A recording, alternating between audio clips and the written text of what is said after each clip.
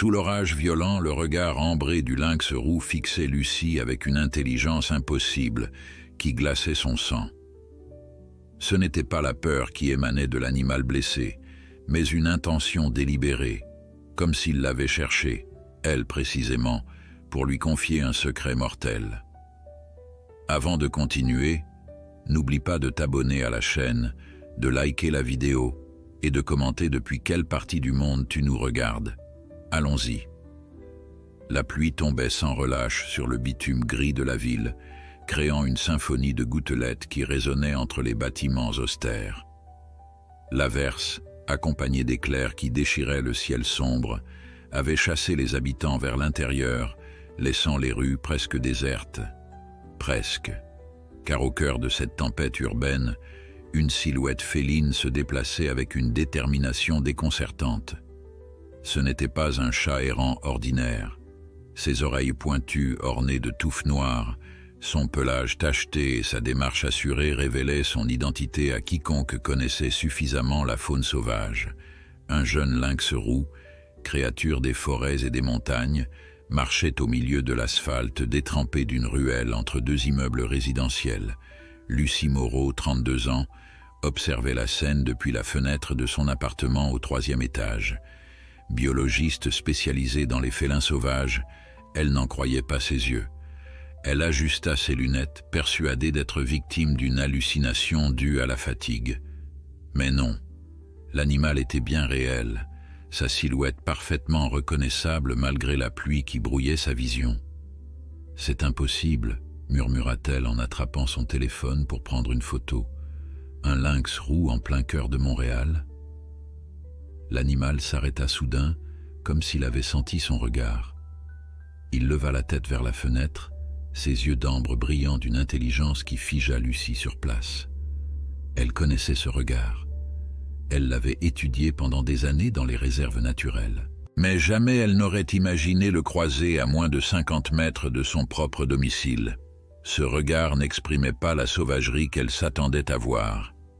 Il y avait quelque chose d'autre, une familiarité troublante.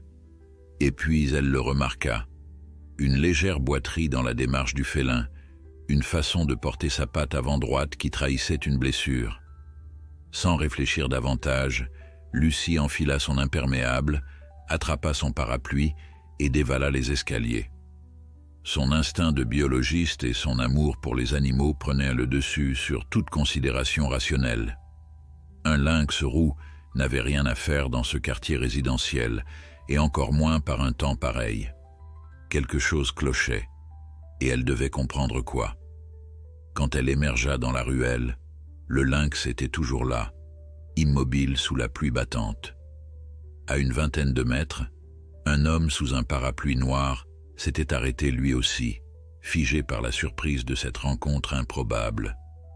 Lucie reconnut son voisin de palier, un comptable discret dont elle ignorait presque tout. « Ne bougez pas !» lui cria-t-elle par-dessus le vacarme de l'orage. « C'est un animal sauvage. » Mais le lynx ne semblait pas particulièrement menaçant. Il regardait les humains avec ce qui ressemblait presque à de l'espoir, toujours en maintenant sa patte légèrement au-dessus du sol. Lucie s'approcha lentement, son cœur battant la chamade. Tous ses instincts professionnels lui hurlaient que ce comportement n'était pas normal. Un lynx sauvage aurait fui à la première occasion. Celui-ci restait là, comme s'il attendait quelque chose. « C'est incroyable », souffla le voisin qui s'était rapproché malgré l'avertissement. « D'où sort-il ?»« Je l'ignore », répondit Lucie sans quitter l'animal des yeux. « Mais je crois qu'il est blessé, et il n'a pas peur de nous. C'est étrange. » Un éclair particulièrement violent déchira le ciel, suivi presque immédiatement d'un coup de tonnerre assourdissant. Le lynx sursauta mais ne s'enfuit pas. Il émit un son, mi-feulement, mi-gémissement, qui serra le cœur de Lucie. « Je crois qu'il a besoin d'aide », dit-elle en sortant son téléphone. « Je vais appeler le service de la faune. » Mais à peine avait-elle composé le numéro que le lynx s'approcha davantage, réduisant la distance à moins de 5 mètres. Lucie raccrocha, stupéfaite. C'est comme s'il vous connaissait, remarqua le voisin, tout aussi étonné. C'est alors que Lucie vit le petit détail qui changeait tout, un fin collier en cuir, presque invisible sous le pelage mouillé, encerclait le cou du lynx. Ce n'était pas un animal entièrement sauvage. Il a été apprivoisé, murmura-t-elle, ou du moins partiellement domestiqué. C'est probablement un animal échappé d'une propriété privée. Est-ce légal de posséder un tel animal? Rarement, et quand c'est le cas, il faut des permis spéciaux. Mais des gens le font quand même, souvent sans comprendre ce qu'ils font. Le lynx s'approcha encore, jusqu'à n'être plus qu'à 3 mètres d'eux. Puis il s'assit, toujours en maintenant sa patte droite levée, et émit un autre gémissement plaintif qui transperça Lucie. « Il a été abandonné », dit-elle, la colère montant en elle. « Quelqu'un l'a élevé comme un animal de compagnie, puis l'a relâché quand il est devenu trop encombrant. C'est criminel. »« Qu'allez-vous faire ?» demanda le voisin, visiblement mal à l'aise face à la détresse de l'animal et à l'indignation de Lucie. « Je dois l'emmener quelque part où il sera soigné, » répondit-elle. « Je connais un centre de réhabilitation de la faune à 1 heure d'ici. Ils pourront s'occuper de lui. » Mais attraper un lynx roux, même blessé et partiellement apprivoisé, n'était pas une mince affaire. Lucie savait qu'elle aurait besoin d'aide.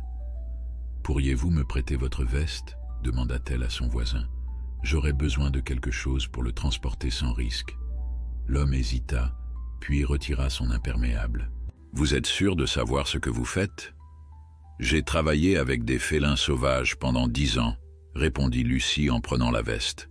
« Je sais reconnaître un animal en détresse quand j'en vois un. » Elle s'approcha encore du lynx, lui parlant doucement en français. L'animal ne bougea pas, ses yeux ambrés fixés sur elle avec une intensité déconcertante. « Je vais t'aider, » murmura-t-elle. « Mais tu dois me faire confiance. » Contre toute attente, le lynx se laissa approcher. Quand Lucie fut assez proche, elle déploya la veste comme un filet improvisé. D'un geste rapide et précis, elle la lança sur l'animal, l'enveloppant avant qu'il ne puisse réagir. Il y eut un bref moment de panique où le lynx se débattit, mais sa blessure et son épuisement l'empêchèrent de résister longtemps. « J'ai besoin de votre aide, » dit-elle au voisin. « Ma voiture est garée juste là. Pouvez-vous ouvrir la porte arrière pendant que je le maintiens ?» L'homme acquiesça, impressionné par le sang-froid de cette femme qu'il croisait à peine dans l'escalier d'habitude. Ensemble, ils parvinrent à installer le lynx, toujours enveloppé dans l'imperméable, sur la banquette arrière de la petite Renault de Lucie. « Merci infiniment, » dit-elle en s'installant au volant. « Je m'appelle Lucie, au fait. »« Marc, » répondit l'homme avec un léger sourire. « Prenez soin de vous et de lui. » Lucie démarra sous la pluie battante, jetant des coups d'œil nerveux dans le rétroviseur. Le lynx s'était calmé, restant immobile sous la veste. Elle savait que son geste était à la fois irrationnel et potentiellement dangereux. Transporter un prédateur sauvage dans sa propre voiture n'était pas exactement ce que recommandaient les manuels de biologie, mais quelque chose dans le regard de cet animal l'avait profondément touchée. Sur la route vers le centre de réhabilitation de la faune des Laurentides, Lucie appela son ancien mentor, le docteur Philippe Tremblay. « Philippe, c'est Lucie. Tu ne vas pas me croire, mais j'arrive avec un lynx roux blessé que j'ai trouvé en plein Montréal. » Le silence à l'autre bout de la ligne fut éloquent. « Tu as fait quoi ?» La voix du vieux biologiste trahissait autant d'incrédulité que d'inquiétude. « Il est partiellement apprivoisé, » expliqua-t-elle rapidement. « Il porte un collier. Je pense qu'il a été abandonné par quelqu'un qui l'élevait illégalement. » « Lucie, tu aurais dû appeler les services officiels. C'est dangereux ce que tu fais. »« Je sais, mais il n'y avait pas de temps à perdre. Il est blessé, Philippe. Et tu connais comme moi la lenteur administrative. Le temps que quelqu'un intervienne, il aurait pu mourir ou disparaître. » Un soupir résigné se fit entendre. « D'accord, je prépare tout pour ton arrivée, » mais c'est bien parce que c'est toi, et parce que je sais que tu n'agis jamais sans raison. » Lucie raccrocha, soulagée.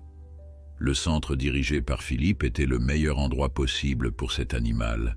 Non seulement il pourrait soigner sa blessure, mais il disposait aussi de l'expertise nécessaire pour évaluer s'il pourrait un jour retourner à l'état sauvage. La pluie commençait à diminuer d'intensité quand elle quitta l'autoroute pour s'engager sur la route sinueuse menant au centre.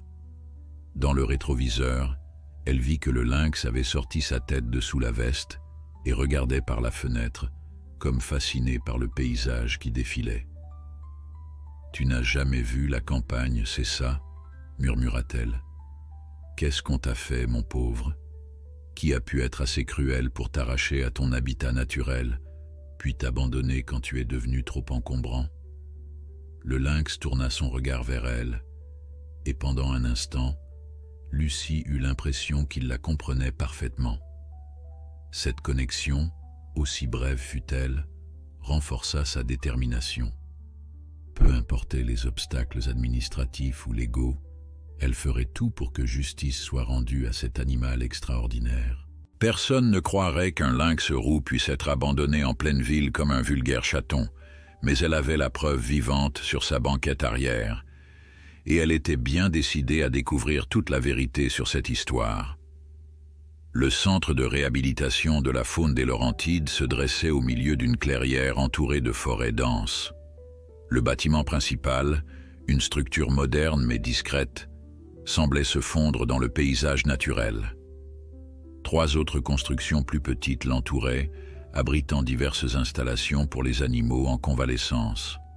Quand Lucie s'engagea dans l'allée de gravier, elle aperçut immédiatement la silhouette familière du docteur Philippe Tremblay, qui l'attendait sous le porche, une cage de transport professionnel à ses pieds. À 62 ans, Philippe avait conservé la stature imposante et l'énergie qui avait fait sa réputation sur le terrain. Ses cheveux gris coupés courts et sa barbe soigneusement taillée contrastaient avec l'intensité juvénile de son regard. Il s'avança vers la voiture dès que Lucie coupa le moteur. « Tu n'as rien ?» furent ses premiers mots, scrutant son ancien élève à la recherche de blessures éventuelles. « Je vais bien », le rassura Lucie, « c'est lui qui a besoin d'aide. » Elle désigna la banquette arrière où le lynx s'était recroquevillé, toujours partiellement enveloppé dans l'imperméable de Marc. « Mon Dieu !» souffla Philippe en apercevant l'animal. « C'est vraiment un lynx roux. J'avais presque espéré que tu exagères. »« Tu me connais ?» répondit Lucie avec un léger sourire. « Je n'exagère jamais quand il s'agit de félins. » Ensemble, ils entreprirent la délicate opération de transférer le lynx de la voiture à la cage de transport. Contrairement aux craintes de Philippe, l'animal se laissa manipuler avec une docilité déconcertante, émettant seulement quelques grognements de protestation quand ils touchèrent sa patte blessée. « Tu avais raison », murmura Philippe une fois l'animal sécurisé. « Il est beaucoup trop habitué aux humains. Regarde sa posture, son regard. Ce n'est pas un comportement naturel. » Ils transportèrent la cage jusqu'à la salle d'examen vétérinaire où la docteure Émilie Côté, vétérinaire spécialisée en faune sauvage, les attendait déjà. Petite et énergique, avec ses cheveux roux attachés en queue de cheval, Émilie avait une réputation d'excellence dans le traitement des prédateurs blessés. « Alors c'est notre patient spécial », dit-elle en observant le lynx à travers les barreaux. « Je dois dire que j'étais sceptique quand Philippe m'a appelé. »« Nous allons devoir le sédater pour l'examiner correctement », expliqua-t-elle en préparant une seringue. « Sa blessure à la patte a l'air sérieuse, et je veux aussi vérifier son état général. » Pendant qu'Émilie administrait le sédatif à travers les barreaux de la cage, Lucie remarqua à nouveau le collier en cuir. « Je voudrais aussi que tu examines ce collier, » dit-elle. « Il pourrait nous donner des indices sur sa provenance. » Une fois le lynx endormi, ils le transférèrent sur la table d'examen. Sous les lumières vives de la salle médicale, l'animal semblait plus petit, plus vulnérable. Son pelage, maintenant presque sec, révélait des motifs tachetés d'une beauté saisissante. « C'est un mâle », confirma Émilie après un examen préliminaire. Jeune adulte, probablement 2 ou 3 ans, et il est en bonne condition physique, hormis cette blessure. Elle examina attentivement la patte avant droite, palpant délicatement les tissus. Fracture du radius, diagnostiqua-t-elle. Pas très récente, je dirais 1 semaine environ, et mal soignée. Quelqu'un a tenté de la bander, mais sans connaissance vétérinaire. Pendant ce temps, Philippe s'était concentré sur le collier. Avec précaution, il le détacha du cou de l'animal. Fabrication artisanale, nota-t-il en examinant l'objet. Cuir de bonne qualité, coutures à la main. Pas de médaille d'identification, mais attends voir. Il retourna le collier et pointa un petit symbole gravé à l'intérieur, un cercle traversé par une flèche stylisée. « Tu reconnais ce symbole ?» demanda-t-il à Lucie. Elle secoua la tête, intriguée. « Jamais vu. Ça ressemble à quoi ?»« Je ne suis pas sûr, mais ça me rappelle quelque chose. Je vais prendre une photo et faire des recherches. » Émilie, qui avait commencé à préparer le matériel pour soigner la fracture, les interrompit. « Il y a autre chose que vous devriez voir, » dit-elle en montrant l'intérieur de l'oreille droite du lynx. « Un tatouage. » Lucie et Philippe se penchèrent pour observer la marque. LR 237. « Un code d'identification, » murmura Lucie. « Donc il vient bien d'un élevage ou d'une collection privée. » « Légal ou illégal, c'est la question, » ajouta Philippe. « Les élevages autorisés doivent enregistrer leurs animaux dans la base nationale. Je vais vérifier si ce code y figure. » Pendant qu'Émilie s'occupait de la patte fracturée, posant une attelle après avoir réaligné les os, Lucie caressait doucement la tête du lynx endormi. Comment peut-on domestiquer partiellement un animal sauvage, puis l'abandonner dans une ville ? Dit-elle, la colère audible dans sa voix. Qui ferait une chose pareille? Quelqu'un qui pensait avoir un animal de compagnie exotique et qui a réalisé trop tard ce que cela impliquait, répondit Philippe avec amertume. Ça arrive plus souvent qu'on ne le croit. Les gens achètent des bébés mignons, puis se débarrassent des adultes problématiques. Ou quelqu'un qui craignait des ennuis légaux, suggéra Émilie sans lever les yeux de son travail. Le commerce de lynx roux est strictement réglementé. Si cette personne n'avait pas les permis nécessaires, un bruissement à l'entrée de la salle les interrompit. Antoine Lagarde, le jeune assistant administratif du centre, se tenait dans l'encadrement de la porte, l'air préoccupé. « Docteur Tremblay, il y a quelqu'un au téléphone pour vous. Un agent de la protection de la faune. Il dit que c'est urgent. » Philippe fronça les sourcils. « Comment sont-ils au courant ?»« Probablement ton voisin, » suggéra Lucie. « Il a pu appeler les autorités après mon départ. » Philippe suivit Antoine hors de la pièce, laissant Lucie seule avec Émilie et le lynx. La vétérinaire terminait de poser le bandage autour de la telle. « Il va s'en remettre ?» demanda Lucie. « Physiquement, oui. La fracture est nette et devrait bien guérir, mais psychologiquement... » Elle laissa sa phrase en suspens, ses yeux rencontrant ceux de Lucie. « Il est dans un entre-deux, n'est-ce pas? Ni vraiment sauvage, ni vraiment domestique. » Émilie acquiesça. « Exactement. Et c'est le cas le plus délicat. S'il était complètement sauvage, nous le soignerions pour le relâcher. S'il était né en captivité et entièrement habitué aux humains, nous chercherions un sanctuaire. Mais un animal comme lui... » La porte s'ouvrit à nouveau, et Philippe revint, l'expression grave. « Les nouvelles ne sont pas bonnes, » annonça-t-il. « L'agent Moreau du service de la protection de la faune veut que nous remettions immédiatement le lynx à leur garde. »« Quoi? Pourquoi ?» s'exclama Lucie. « Apparemment, il y a eu un signalement de vol d'animal exotique hier soir, près de Saint-Sauveur. Un lynx roux, avec un collier en cuir, correspondant exactement à notre spécimen. » Lucie se figea. « Tu veux dire que quelqu'un prétend que ce lynx lui appartient ?»« Exactement. Un certain Richard Beaumont, propriétaire du domaine Beaumont. » Il possède apparemment tous les permis nécessaires pour détenir légalement des félins exotiques. Et tu les as crus? Lucie sentait la colère monter en elle. J'ai demandé des preuves, bien sûr. Ils vont envoyer un agent vérifier le tatouage et le collier. Ils seront là dans 1 heure.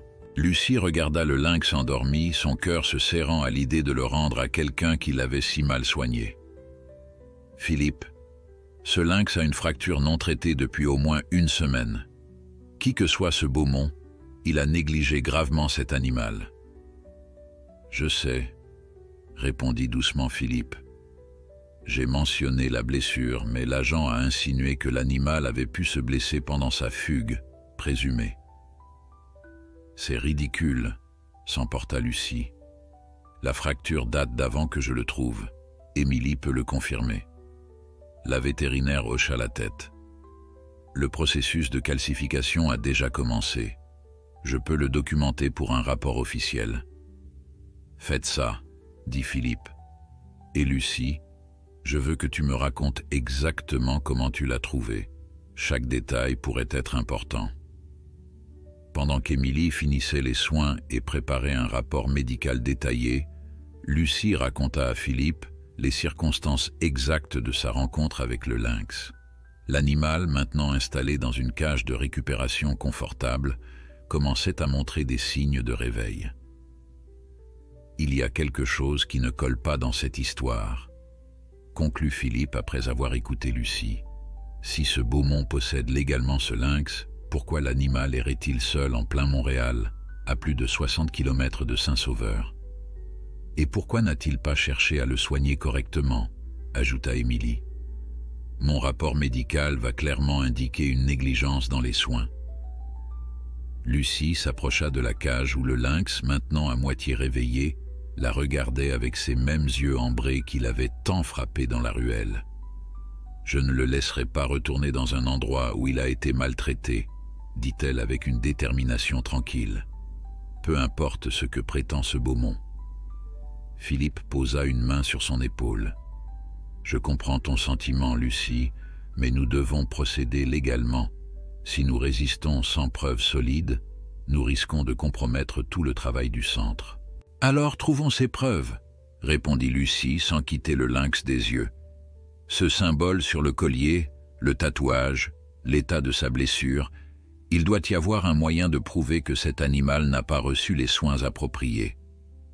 Le lynx émit un son doux, presque un ronronnement, comme s'il comprenait ce qui se disait et approuvait la détermination de Lucie. D'accord, céda Philippe. Antoine est en train de rechercher ce domaine Beaumont et son propriétaire, et j'ai un contact au ministère qui pourrait nous dire si les permis de Beaumont sont vraiment en règle. Lucie hocha la tête, reconnaissante. Elle savait que Philippe prenait un risque professionnel en ne remettant pas immédiatement l'animal aux autorités. Mais elle savait aussi qu'il partageait sa conviction. Quelque chose n'allait pas dans cette histoire, et ils avaient le devoir moral de découvrir quoi. « Il nous reste 1 heure avant l'arrivée de l'agent, » dit Émilie en consultant sa montre. « Je vais terminer mon rapport et prendre des photos détaillées de la blessure. Plus nous aurons de documentation, mieux ce sera. » Dehors, l'orage s'était complètement dissipé, laissant place à un ciel qui s'éclaircissait progressivement. Mais Lucie sentait qu'une autre tempête, bureaucratique et peut-être même dangereuse, se préparait. Une chose était certaine, elle ne laisserait pas ce lynx retomber entre de mauvaises mains sans se battre. Antoine revint dans la salle d'examen, un dossier à la main et une expression troublée sur le visage. « J'ai fait quelques recherches rapides sur ce Richard Beaumont », annonça-t-il, déposant une tablette devant Philippe et Lucie. « C'est intéressant. » Sur l'écran s'affichait une page web élégante présentant le domaine Beaumont comme un sanctuaire privé pour espèces rares. Des photos montraient une vaste propriété avec des installations modernes, des enclos spacieux et plusieurs félins exotiques. À première vue, ça a l'air parfaitement légitime, admit Philippe en faisant défiler les images. Continuez à faire défiler, insista Antoine. Plus bas sur la page apparaissaient des photos de Richard Beaumont lui-même. Un homme d'une cinquantaine d'années, élégant, au sourire charmeur, posant avec différentes personnalités politiques et célébrités. Dans certaines images, il tenait en laisse un guépard ou caressait un petit tigre blanc. Ce type cultive soigneusement son image, remarqua Lucie avec dédain, le classique millionnaire éclairé qui protège les espèces menacées en les collectionnant. Mais il y a plus, dit Antoine, prenant la tablette pour ouvrir un autre onglet. J'ai trouvé ça dans les archives numériques de la presse, un article datant d'il y a 2 ans. Le titre de l'article s'affichait en gras. Le domaine Beaumont accusé de trafic d'espèces protégées. Les charges ont été abandonnées, précisa Antoine avant que Lucie ou Philippe ne puissent lire l'article en entier. Manque de preuves concluantes. Mais plusieurs témoins anonymes affirmaient que Beaumont utilisait son sanctuaire comme couverture pour un réseau d'achat et de vente d'animaux exotiques. Ce qui expliquerait pourquoi il tiendrait tant à récupérer ce lynx, murmura Lucie. S'il mène des activités illégales, il ne voudrait pas qu'un animal portant son marquage tombe entre les mains des autorités. Elle se tourna vers la cage où le lynx, maintenant complètement réveillé, les observait avec curiosité. Malgré la sédation récente, il semblait alerte, ses yeux d'ambre suivant leurs mouvements. « Le problème, intervint Philippe, c'est que nous n'avons aucune preuve concrète. Ces permis sont apparemment en règle, et l'article mentionne que les charges ont été abandonnées. J'ai aussi vérifié le registre national des détenteurs de félins exotiques, ajouta Antoine. Le domaine Beaumont y figure avec tous les papiers nécessaires. Ils ont même reçu une certification de bien-être animal l'année dernière. Ce qui n'explique toujours pas comment ce lynx s'est retrouvé blessé et errant à Montréal, fit remarquer Émilie, qui avait écouté silencieusement jusqu'alors. Mon rapport médical est formel. Cette fracture a été négligée pendant plusieurs jours. Un silence tendu s'installa dans la pièce, interrompu par le bruit d'un véhicule s'engageant dans l'allée du centre. Ça doit être l'agent de la protection de la faune, dit Philippe en jetant un coup d'œil par la fenêtre, et il n'est pas seul. Lucie rejoignit son mentor à la fenêtre. Dans la cour se garaient 2 véhicules, une camionnette officielle du service de protection de la faune et une luxueuse Range Rover noire. « Laissez-moi deviner, dit-elle avec amertume, Monsieur Beaumont en personne. »« Lucie, dit Philippe en se tournant vers elle, je comprends ton inquiétude, mais nous devons rester professionnels. S'il possède légalement ce lynx et que ses papiers sont en règle, je sais, coupa-t-elle, mais cela n'efface pas la négligence médicale, Philippe. Cet animal a souffert. » Philippe hocha la tête, puis se tourna vers Émilie. « Ton rapport est prêt ?»« Oui, avec photos et documentation complète de la blessure. »« Bien. Antoine, apporte-nous le registre des animaux reçus et la documentation standard pour signaler un cas de maltraitance. Nous allons recevoir ces messieurs, mais en suivant nos protocoles à la lettre. » Lucie jeta un dernier regard au lynx avant de suivre Philippe vers l'entrée. L'animal la fixait avec une intensité presque humaine qui la troublait profondément. « Je ne te laisserai pas tomber, » murmura-t-elle, incertaine que le félin puisse comprendre, mais ressentant le besoin de le lui dire quand même. Dans le hall d'entrée du centre, 2 hommes attendaient. Le premier, en uniforme du service de protection de la faune, était un jeune agent à l'air sérieux qui se présenta comme Martin Gagnon. Le second, en costume sur mesure malgré l'heure matinale, était sans conteste Richard Beaumont. En personne, il dégageait la même assurance charismatique que sur les photos, avec une aura d'autorité naturelle renforcée par son port altier. « Docteur Tremblay, » dit-il en tendant une main parfaitement manucurée, « je vous remercie de prendre soin de Léo. J'étais mort d'inquiétude depuis sa disparition. » Philippe serra brièvement la main tendue. « Monsieur Beaumont, j'imagine que vous avez des documents prouvant que ce lynx vous appartient ?»« Bien entendu, » répondit Beaumont avec un sourire qui n'atteignait pas ses yeux. Il sortit une pochette en cuir de sa veste et en extraya plusieurs documents qu'il tendit à l'agent Gagnon. « Permis de détention, certificat d'origine, dossier vétérinaire complet. Léo est né au domaine il y a 3 ans, fils de notre femelle Athéna et d'un mâle prêté par le zoo de Granby. L'agent Gagnon parcourut rapidement les documents avant de les tendre à Philippe. Tout semble en règle, docteur Tremblay. Le tatouage mentionné correspond à celui que vous avez signalé, LR 237. Philippe examina attentivement les papiers, à la recherche de la moindre irrégularité. Lucie, restée légèrement en retrait, observait Beaumont avec une méfiance non dissimulée. « Comment expliquez-vous qu'un animal si précieux se soit retrouvé errant sous la pluie en plein centre-ville de Montréal, monsieur Beaumont ?» demanda-t-elle, incapable de se contenir plus longtemps. L'homme tourna son regard vers elle, ses yeux gris acier la jaugeant avec une froideur calculatrice qui contrastait avec son sourire chaleureux. « Vous devez être mademoiselle Moreau.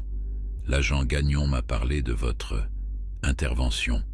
Je vous suis reconnaissant d'avoir secouru Léo, bien sûr. » Il marqua une pause théâtrale, comme pour souligner sa sincérité. Quant à sa présence à Montréal, c'est malheureusement le résultat d'un acte criminel. Le domaine a été victime d'une intrusion avant-hier soir. Plusieurs animaux ont été relâchés de leurs enclos, apparemment par des activistes mal informés qui pensaient les libérer.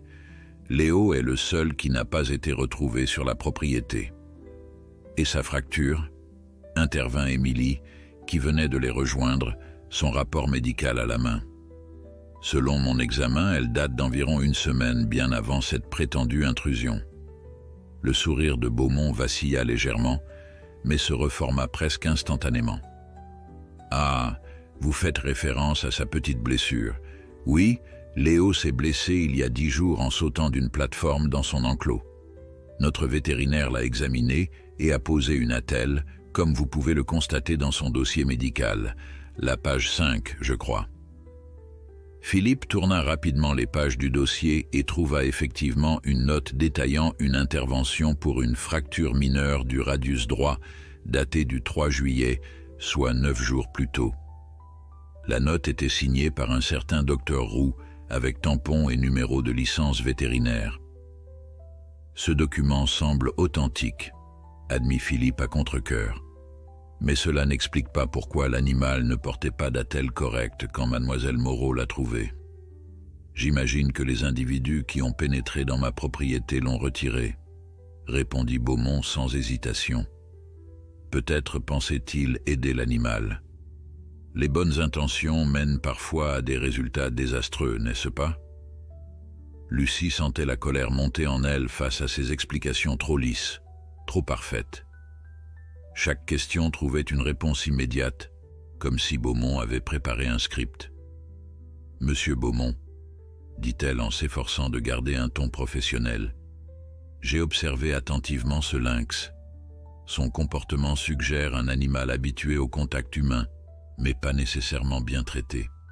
Il présente des signes de stress chronique incompatibles avec ce que vous décrivez comme des conditions de vie idéales. » Beaumont la regarda avec ce qui ressemblait presque à de l'amusement. « Mademoiselle Moreau, votre réputation vous précède. Le docteur Tremblay a formé une biologiste passionnée, c'est évident. Mais permettez-moi de vous rappeler que le comportement d'un animal stressé par un enlèvement, une blessure mal soignée et un environnement urbain hostile ne reflètent pas nécessairement ses conditions de vie habituelles. » Il se tourna vers l'agent Gagnon. « Je crois que tous les documents sont en ordre. Puis-je récupérer Léo maintenant? Mon vétérinaire personnel l'attend au domaine pour un examen complet. » L'agent Gagnon hésita, regardant tour à tour Beaumont et les professionnels du centre. « Les papiers semblent effectivement en règle, » dit-il lentement. « Mais le rapport de la docteure Côté concernant la négligence médicale est basé sur des suppositions, » interrompit Beaumont avec douceur. « Comme je l'ai expliqué, l'attelle originale a probablement été retirée par les intrus. Ce n'est pas de la négligence, c'est un acte criminel dont je suis la victime, pas le responsable. » Un silence tendu s'installa, rompu finalement par Philippe. « Monsieur Beaumont, Nous ne pouvons pas vous empêcher légalement de reprendre votre animal si vos papiers sont en ordre. Mais sachez que nous allons soumettre un rapport détaillé au ministère, recommandant une inspection de vos installations dans les plus brefs délais. Je n'en attendais pas moins de votre professionnalisme, docteur Tremblay, répondit Beaumont, son sourire intact. Le domaine est toujours ouvert aux inspections officielles. Nous n'avons rien à cacher. L'agent Gagnon, visiblement mal à l'aise dans cette situation tendue, se racla la gorge. Dans ce cas, je vais devoir autoriser la restitution de l'animal à son propriétaire légal. Cependant, ajouta-t-il en se tournant vers Émilie, je joins votre rapport médical au dossier et je recommanderai personnellement un suivi de cette affaire. Lucie sentit son cœur se serrer. Ils allaient perdre. Malgré tous leurs soupçons, malgré l'évidence que quelque chose n'allait pas dans cette histoire, la loi était du côté de Beaumont. Elle jeta un regard désespéré à Philippe, qui semblait aussi frustré qu'elle. Au moment où tout semblait perdu, la porte d'entrée du centre s'ouvrit à nouveau. Une jeune femme en uniforme de la Sûreté du Québec entra, son badge bien en évidence. « Lieutenant Isabelle Tremblay », se présenta-t-elle. « Je cherche le docteur Philippe Tremblay. » Philippe s'avança, surpris. « C'est moi. Que puis-je faire pour vous, lieutenant ?» La policière balaya la pièce du regard, s'arrêtant brièvement sur chaque visage, avant de revenir à Philippe. « J'ai reçu une information concernant un lynx roux qui aurait été récupéré dans des circonstances inhabituelles. » Son regard se porta sur Beaumont. « Monsieur Beaumont, je ne m'attendais pas à vous voir ici. » Le visage de Beaumont resta impassible, mais Lucie, qui l'observait attentivement, remarqua un léger tic au coin de son œil gauche. « Lieutenant Tremblay, » répondit-il avec une déférence calculée. « Je suis simplement venu récupérer mon animal qui s'était échappé suite à un incident sur ma propriété. » « Un incident ? Je n'ai pas été informé d'un incident au domaine Beaumont. J'ai déposé un rapport hier soir au poste de Saint-Sauveur, » expliqua Beaumont, une légère irritation perçant dans sa voix habituellement contrôlée. Intrusion et vandalisme ayant entraîné la libération de plusieurs animaux. La lieutenant sortit son téléphone et tapa rapidement quelques mots. « En effet, je vois le rapport », confirma-t-elle après quelques secondes. « Cependant, ce n'est pas ce qui m'amène ici. » Elle se tourna vers Philippe et Lucie. « Nous avons reçu ce matin une information anonyme concernant un possible trafic d'animaux exotiques impliquant un lynx roux tatoué. L'informateur a mentionné spécifiquement ce centre de réhabilitation. » Un silence stupéfait accueillit cette déclaration. Lucie et Philippe échangèrent un regard perplexe. Aucun d'eux n'avait contacté la police. « Je n'ai appelé personne d'autre que le service de la protection de la faune », précisa Philippe, désignant l'agent Gagnon d'un geste. La lieutenant hocha la tête. « Notre informateur semble avoir une connaissance précise de la situation. Il a mentionné un lynx roux portant le tatouage LR 237 et un collier avec un symbole particulier. » À ces mots, Beaumont ne put cacher sa surprise. Comment est-ce possible? Qui pourrait savoir? Il s'interrompit brusquement, conscient d'en avoir peut-être trop dit. « Quelque chose vous trouble, monsieur Beaumont ?» demanda la lieutenant, son regard perçant fixé sur lui. « Non, je suis simplement surpris par cette coïncidence, » se reprit-il rapidement. « Je venais justement récupérer Léo.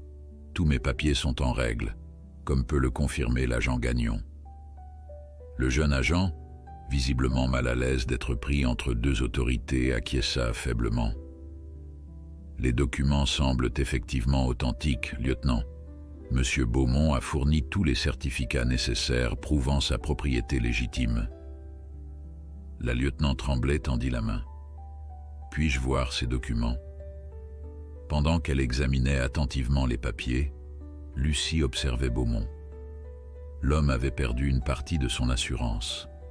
Ses doigts tapotaient nerveusement sa cuisse et son regard se portait régulièrement vers la porte comme s'il évaluait ses options. « Tout semble en ordre, admit finalement la lieutenant en rendant les documents à l'agent Gagnon. Cependant, dans le cadre de notre enquête sur cette information anonyme, je vais devoir retarder la restitution de l'animal jusqu'à ce que certaines vérifications soient effectuées. C'est ridicule, s'exclama Beaumont, perdant pour la première fois son calme étudié. Vous n'avez aucune base légale pour confisquer ma propriété. Je ne confisque rien, monsieur Beaumont, répondit calmement la lieutenant. Je demande simplement un délai de 48 heures pour vérifier certains éléments troublants, à moins que vous n'ayez une raison particulière de vous opposer à cette demande raisonnable. Le regard qu'elle lui lança était lourd de sous-entendus. Beaumont sembla peser ses options, puis se composa à nouveau un visage aimable. « Bien sûr que non, lieutenant. Je comprends les procédures. Cependant, je m'inquiète pour la santé de Léo. Sa blessure nécessite des soins spécialisés. Le docteur Côté est parfaitement qualifié pour s'occuper de lui, intervint Philippe. Je vous assure que votre animal recevra les meilleurs soins possibles pendant ce court délai. Beaumont hocha la tête avec une résignation feinte. Dans ce cas, je me plierai à cette requête, mais je reviendrai dans exactement 48 heures avec mon avocat si nécessaire. Il tendit une carte de visite à la lieutenant. Voici mes coordonnées. Je reste à votre disposition pour toute question. Après le départ de Beaumont, accompagné par l'agent Gagnon visiblement soulagé de quitter cette situation tendue, un silence pesant s'installa dans le hall du centre. Ce fut Lucie qui le rompit la première. « Comment avez-vous su pour le lynx ?» demanda-t-elle à la lieutenant. « Qui vous a contacté ?» Isabelle Tremblay rangea son carnet et les dévisagea tour à tour. « Vous n'êtes vraiment pas à l'origine de cet appel ?» « Non, » confirma Philippe. « Nous n'avons contacté que le service de la protection de la faune, comme le protocole l'exige. » La lieutenant fronça les sourcils. « C'est troublant. L'appel a été passé depuis une cabine téléphonique près de la gare centrale de Montréal, ce matin à 7h15. L'informateur connaissait des détails très précis, le tatouage, le collier et même le fait que l'animal était soigné ici. « Qui d'autre était au courant ?» demanda Philippe en se tournant vers son équipe. « Personne en dehors de nous quatre, » répondit Émilie. « Et ton voisin, Lucie, qui t'a aidé à capturer le lynx. Marc ? Je doute qu'il soit impliqué. Il ne savait même pas que j'emmenais l'animal ici. » La lieutenant Tremblay sortit son téléphone. « Je vais demander à mes collègues de vérifier les caméras de surveillance près de cette cabine téléphonique. En attendant, j'aimerais voir l'animal et examiner ce fameux collier. » Ils retournèrent à la salle d'examen où le lynx, maintenant pleinement réveillé, s'était redressé dans sa cage. Dès qu'il aperçut Lucie, il émit un son doux, presque un ronronnement. « Il vous reconnaît », remarqua la lieutenant surprise. « Les lynx roux sont intelligents », expliqua Lucie, « et celui-ci semble particulièrement réceptif aux humains. » Philippe sortit le collier qu'ils avaient retiré plus tôt et le tendit à la lieutenant. « Voici le collier qu'il portait. Vous remarquerez ce symbole gravé à l'intérieur. » Isabelle Tremblay examina attentivement la marque circulaire traversée par une flèche stylisée. « Je reconnais ce symbole, » dit-elle lentement.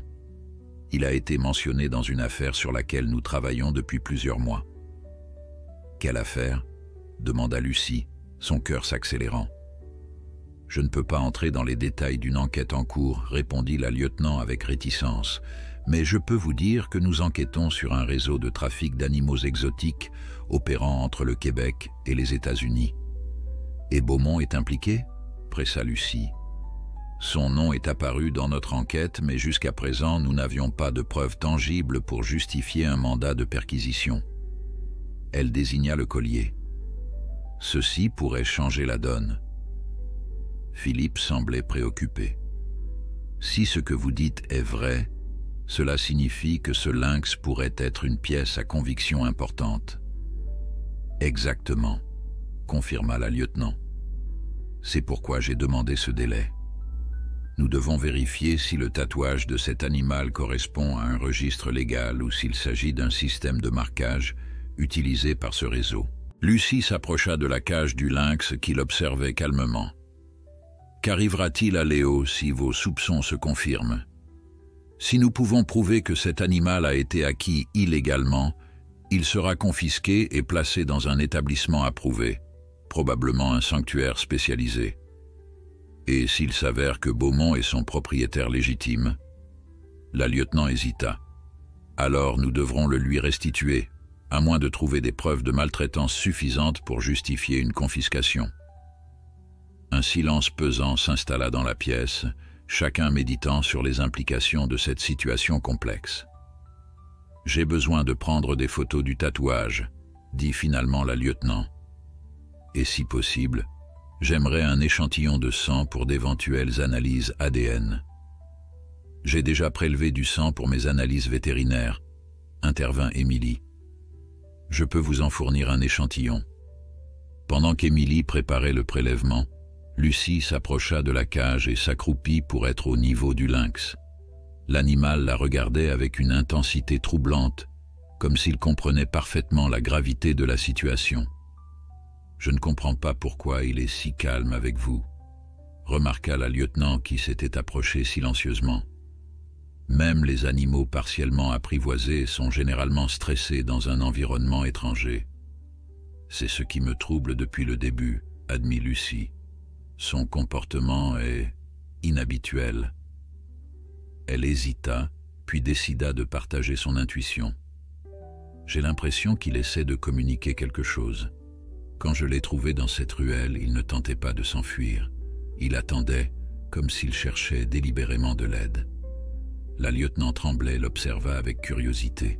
« Vous pensez qu'il a été suffisamment apprivoisé pour rechercher activement l'assistance humaine? »« C'est plus que ça, » répondit Lucie, cherchant les mots justes pour exprimer ce sentiment étrange. « C'est comme s'il avait choisi spécifiquement cet endroit, ce moment, comme s'il savait que quelqu'un le remarquerait. » Elle se sentait ridicule d'exprimer de telles pensées à une policière pragmatique, mais à sa surprise, Isabelle Tremblay hocha lentement la tête. « J'ai travaillé sur plusieurs affaires impliquant des animaux maltraités, » dit-elle doucement. « Et j'ai souvent été frappée par leur capacité à discerner qui pouvait les aider. Ne sous-estimez pas leur intelligence, surtout quand il s'agit de survie. » Émilie revint avec un petit tube de sang soigneusement étiqueté qu'elle remit à la lieutenant. « Voilà l'échantillon. J'ai aussi préparé un dossier complet avec toutes les photos de la blessure et mon rapport médical. »« Merci, » dit la lieutenant en rangeant soigneusement le tube dans une pochette sécurisée. « Je vais faire analyser tout cela en priorité. En attendant, je vous recommande la plus grande discrétion concernant cette affaire. » Elle se tourna vers Philippe. « Docteur Tremblay, pouvez-vous garantir que cet animal restera en sécurité ici pendant les prochaines 48 heures ?»« Absolument, » assura Philippe. « Nous disposons d'un système de sécurité et le centre est surveillé en permanence. » Après le départ de la lieutenant Tremblay, Lucie resta auprès du lynx pendant que Philippe et Émilie discutaient des implications de cette nouvelle tournure des événements. Antoine, quant à lui, était retourné à ses recherches sur Richard Beaumont et le domaine. « Je pense que je vais rester ici cette nuit », annonça Lucie en rejoignant le reste de l'équipe dans le bureau de Philippe. « Je ne serai pas tranquille tant que nous n'en saurons pas plus sur toute cette histoire. » « Il y a une chambre de garde à côté de l'infirmerie, » acquiesça Philippe. « Mais tu es sûr que ce n'est pas excessif? Le centre a un bon système de sécurité. Mon instinct me dit que ce lynx est au cœur de quelque chose d'important, » répondit Lucie avec conviction. « Je ne veux prendre aucun risque. » Philippe la regarda avec un mélange d'inquiétude et de fierté.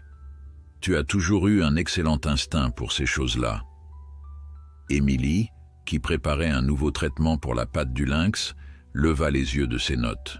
« Je dois admettre que son comportement m'intrigue aussi.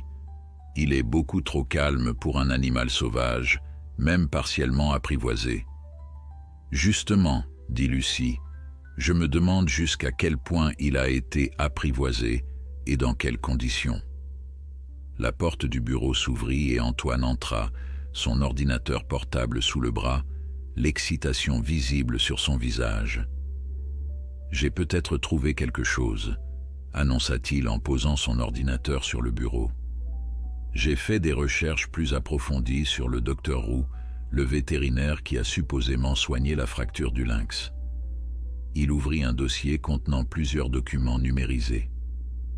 D'abord, il existe bien un docteur Vincent Roux, vétérinaire agréé spécialisé dans les espèces exotiques. Il a même publié quelques articles scientifiques. « Donc les papiers sont authentiques ?» demanda Philippe, déçu. « Pas si vite », répondit Antoine avec un petit sourire. J'ai appelé le bureau du docteur Roux à Laval en me présentant comme un journaliste intéressé par son travail au domaine Beaumont. Sa secrétaire m'a informé qu'il était actuellement en voyage de recherche en Tanzanie depuis 3 semaines. Un silence stupéfait accueillit cette révélation, ce qui signifie qu'il n'a pas pu examiner ce lynx il y a 9 jours, conclut Lucie, sentant l'excitation monter en elle. Exactement, confirma Antoine. Soit quelqu'un a falsifié sa signature, soit le docteur Roux est complice et a antidaté les documents, compléta Philippe. J'ai aussi trouvé autre chose, continua Antoine en faisant défiler d'autres documents. Ce symbole sur le collier du lynx, il correspond au logo d'une organisation appelée Réseau Wilderness, qui organise des safaris de chasse en Afrique et en Amérique du Sud. Il afficha une image montrant le même cercle traversé par une flèche stylisée. « Quel rapport avec Beaumont ?» demanda Émilie. Le réseau Wilderness a été fondé par un certain Charles Delamarre, qui se trouve être le cousin de Richard Beaumont. Et selon plusieurs forums de discussion entre chasseurs fortunés, ils proposent aussi des expériences avec des prédateurs captifs. « Des expériences ?» répéta Lucie, sentant un frisson désagréable parcourir son échine. Des rencontres en tête-à-tête avec des prédateurs, des photos avec des félins, parfois même des chasses dans des enclos. Tout ça pour des sommes astronomiques, bien sûr. Philippe prit son téléphone. « Je vais immédiatement transmettre ces informations à la lieutenant Tremblay. Ce pourrait être exactement ce dont elle a besoin pour obtenir un mandat. » Pendant que Philippe s'isolait pour passer son appel, Lucie retourna auprès du lynx. L'animal était allongé dans sa cage, sa patte blessée soigneusement bandée, mais ses yeux étaient grands ouverts et alertes. Dès qu'il aperçut Lucie, il se redressa comme s'il l'attendait. « Je commence à penser que tu as délibérément cherché de l'aide, » murmura-t-elle en s'accroupissant près de la cage. « Mais comment un lynx, même partiellement apprivoisé, pourrait-il comprendre une telle stratégie ?» Le félin pencha légèrement la tête sur le côté, dans un geste presque humain qui troubla profondément Lucie. Elle fouilla dans la poche de sa blouse et en sortit une petite friandise pour animaux qu'Émilie lui avait donnée. « Tu veux goûter ? C'est du poulet séché. » Avec précaution, elle glissa la friandise entre les barreaux. Le lynx renifla délicatement sa main, sans montrer la moindre agressivité, puis prit doucement la friandise. « Tu n'es vraiment pas comme les autres lynx que j'ai observés, » dit-elle en l'observant manger. « Qu'est-ce qu'ils t'ont fait au juste ?» Le lynx finit sa friandise, puis fixa Lucie avec une telle intensité qu'elle se sentit presque déstabilisée. Puis, contre toute attente, il émit un son étrange, presque comme une tentative de vocalisation humaine. Lucie recula légèrement, surprise. « Tu essaies de me parler ?» L'animal répéta le son, puis porta sa patte valide à son cou, là où se trouvait auparavant le collier. « Le collier ?» demanda Lucie, se sentant un peu ridicule de parler ainsi à un animal. « Tu veux me dire quelque chose à propos du collier ?» Le lynx continua de la fixer, puis gratta légèrement le sol de sa cage avec sa patte. Un bruit de pas la fit se retourner. Philippe se tenait dans l'encadrement de la porte, l'air grave. La lieutenant Tremblay a été très intéressée par nos découvertes. Elle est en train de constituer un dossier pour demander un mandat de perquisition pour le domaine Beaumont. C'est une excellente nouvelle, dit Lucie en se relevant. Oui, mais il y a un problème. Le juge qui pourrait signer ce mandat n'est pas disponible avant demain matin. Et entre-temps, Beaumont pourrait se douter de quelque chose et faire disparaître des preuves. Lucie jeta un regard inquiet au lynx. « Tu penses qu'il pourrait essayer de récupérer Léo avant la fin du délai de 48 heures ?»« C'est possible. C'est pourquoi j'ai demandé à Antoine de rester au centre cette nuit aussi. Plus nous serons nombreux, mieux ce sera. » Lucie acquiesça, rassurée de ne pas être la seule à s'inquiéter. « Il y a autre chose que je voulais te dire, Philippe.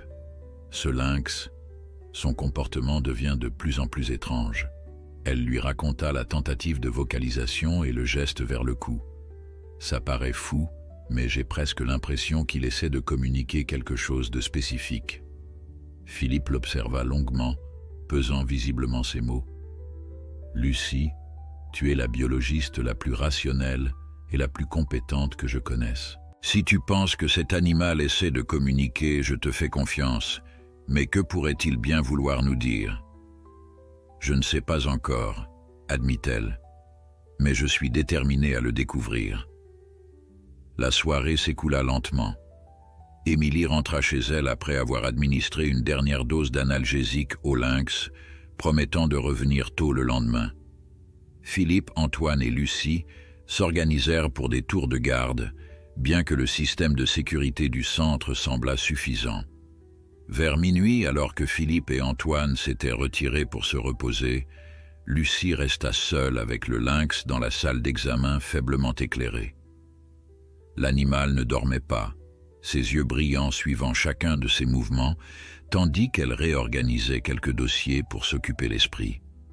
« Tu devrais dormir, tu sais, » lui dit-elle doucement. « Ta patte guérira plus vite avec du repos. » Comme en réponse, le lynx se redressa dans sa cage et recommença à émettre ces sons étranges, à mi-chemin entre le feulement et une tentative de parole. Intriguée, Lucie s'approcha et s'assit près de la cage. « Qu'essaies-tu de me dire ?» Le lynx porta à nouveau sa patte à son cou, puis gratta le sol de sa cage avec insistance. « Le collier, » murmura Lucie. « Tu veux me dire quelque chose à propos du collier ?» Elle se leva et alla chercher l'objet que Philippe avait rangé dans un tiroir fermé à clé. Le collier en cuir semblait ordinaire, à l'exception du mystérieux symbole gravé à l'intérieur. Quand elle revint avec le collier, le lynx devint visiblement agité, fixant l'objet avec une intensité remarquable. « C'est bien ça, n'est-ce pas ? Ce collier est important. » Elle l'examina à nouveau, plus attentivement cette fois. Le cuir était de bonne qualité, souple mais résistant. Les coutures étaient en effet faites à la main, avec un fil solide. Le symbole était gravé proprement, probablement avec un outil spécialisé. « Je ne vois rien de spécial, » dit-elle, frustrée. « À part ce symbole que nous avons déjà identifié. » Le lynx émit un son plus fort, presque impatient, et gratta à nouveau le sol de sa cage. Lucie tourna et retourna le collier entre ses mains, sentant qu'elle passait à côté de quelque chose d'évident. Puis, une idée lui vint. Elle passa ses doigts le long de la face intérieure du collier, là où il aurait été en contact avec la fourrure du lynx. C'est alors qu'elle le sentit, une légère irrégularité dans l'épaisseur du cuir, près de la boucle. En examinant plus attentivement, elle remarqua que les deux couches de cuir semblaient avoir été cousues ensemble, puis partiellement décousues, à cet endroit précis. « Il y a quelque chose à l'intérieur du collier, » murmura-t-elle, sentant son cœur s'accélérer. Avec précaution, elle élargit l'ouverture entre les deux couches de cuir et glissa ses doigts à l'intérieur. Ses doigts touchèrent quelque chose de dur et plat. Lentement, elle extirpa l'objet caché. Une minuscule carte mémoire. « Mon Dieu !» souffla-t-elle stupéfaite. Le lynx émit un son qui ressemblait presque à un soupir de soulagement, puis se coucha dans sa cage, comme si sa mission était accomplie. Les mains tremblantes, Lucie fixa la minuscule carte mémoire avec incrédulité. Cet objet inanimé semblait presque vibrer d'importance entre ses doigts. Elle leva les yeux vers le lynx qui s'était maintenant allongé dans sa cage, sa mission apparemment accomplie. C'est pour ça que tu es venu chercher de l'aide, n'est-ce pas? Murmura-t-elle. Tu transportais quelque chose d'important. Le lynx ferma lentement les yeux, comme épuisé par l'effort de communication qu'il venait de fournir. Lucie hésita un instant, puis se précipita vers le bureau de Philippe. Elle frappa à la porte de la petite chambre attenante où il s'était retiré pour se reposer. « Philippe, réveille-toi, j'ai trouvé quelque chose. » La porte s'ouvrit presque immédiatement, révélant Philippe complètement habillé, assis devant un ordinateur portable. « Je ne dormais pas, » dit-il. « Je faisais des recherches sur... » Il s'interrompit en voyant l'expression de Lucie. « Qu'est-ce qui se passe ?» Elle lui montra la carte mémoire. Elle était cachée dans le collier du lynx. Il m'a pratiquement guidé pour que je la trouve. Philippe prit la minuscule carte avec précaution. « C'est incroyable. Tu es sûr que c'était dans le collier? » « Absolument. Cousu entre les deux couches de cuir, près de la boucle. Et Philippe, ce lynx savait qu'elle était là. Il n'a pas cessé d'attirer mon attention sur son collier jusqu'à ce que je la découvre. » Philippe la regarda avec une expression mêlant étonnement et inquiétude. « Lucie, ce que tu suggères est... » « Je sais comment ça sonne, » l'interrompit-elle. « Mais j'ai vu ce que j'ai vu. Ce lynx n'est pas un animal ordinaire. Il comprend des choses qu'aucun lynx ne devrait comprendre. » Philippe regarda la carte mémoire, puis Lucie. « Quoi qu'il en soit, nous devons voir ce qu'elle contient. Si quelqu'un a pris la peine de la cacher dans le collier d'un animal sauvage, ça doit être important. » Il inséra la carte dans son ordinateur portable. Après quelques instants, une fenêtre s'ouvrit, révélant plusieurs fichiers. « Ce sont principalement des photos et des vidéos, » constata Philippe en parcourant les fichiers, « et quelques documents PDF. » Il ouvrit le premier document, intitulé simplement « Preuve PDF ». C'était une liste détaillée de transactions financières, avec des noms, des dates et des montants. À côté de chaque transaction figurait un code composé de lettres et de chiffres. « On dirait une sorte de registre », murmura Lucie en se penchant par-dessus l'épaule de Philippe. « Pas n'importe quel registre, » dit Philippe, sa voix soudain tendue. « Regarde les noms associés à ces codes. » Il pointa plusieurs entrées sur la liste. LR 237 apparaissait à plusieurs reprises, associé à diverses transactions impliquant des sommes importantes. « C'est le code tatoué sur l'oreille du lynx, » souffla Lucie. « Ces transactions, c'est de la vente d'animaux ?»« Pire encore, » dit Philippe en faisant défiler le document. « Regarde ces notes dans la dernière colonne. » Les annotations étaient cryptiques, mais révélatrices. Chasse semi-guidée, expérience tactile VIP, session photo exclusive, rencontre sans barrière. « Mon Dieu, » murmura Lucie, « ils ne vendent pas seulement des animaux, ils vendent des expériences avec eux, des rencontres avec des prédateurs. » Et ce n'est pas tout, ajouta Philippe en ouvrant un des fichiers images. La photo montrait une vaste pièce souterraine, aménagée comme une arène rustique, avec des gradins en bois sur les côtés. Au centre, une cage ouverte. Et à côté, un homme en costume élégant, tenant une laisse rattachée au collier d'un lynx roux visiblement drogué. « C'est Beaumont, » reconnut Lucie. « Et ce lynx, c'est peut-être Léo ?» « Impossible de le confirmer sur cette image, » dit Philippe en passant à la photo suivante. Cette fois, l'image montrait clairement l'arène en action. Un petit groupe de personnes richement vêtues était assis dans les gradins, observant un homme armé d'une lance rudimentaire qui faisait face à un lynx acculé dans un coin. L'animal, bien que clairement effrayé, semblait trop léthargique pour réagir normalement. « Ils organisent des combats, » dit Lucie, la nausée montant dans sa gorge. « Des spectacles privés où des gens paient pour affronter des prédateurs drogués. » Ou pire, ajouta sombrement Philippe en ouvrant un fichier vidéo.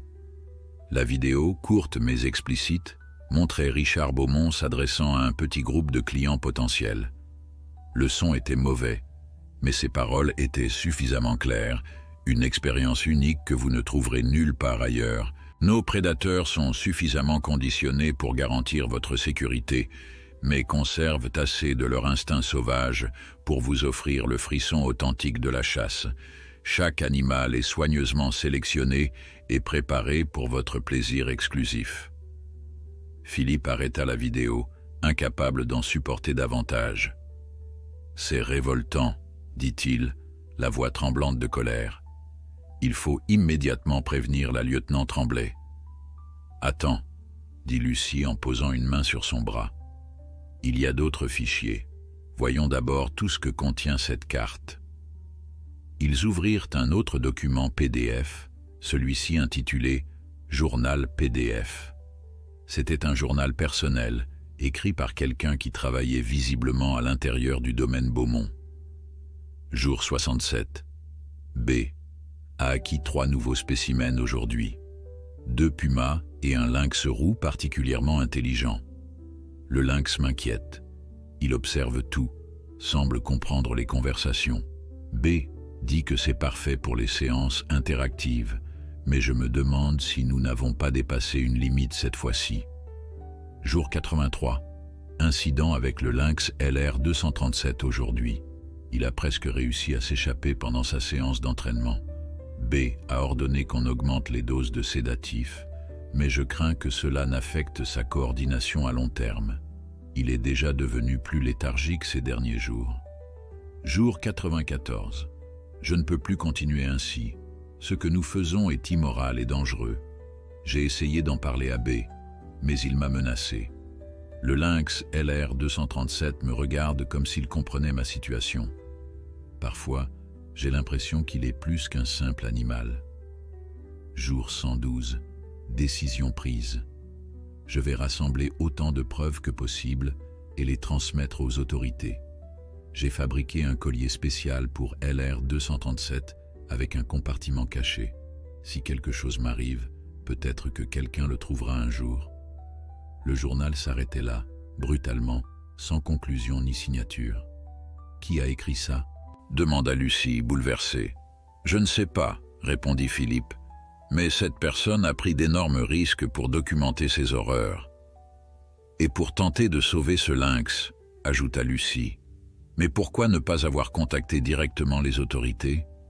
Pourquoi cette méthode si complexe et incertaine ?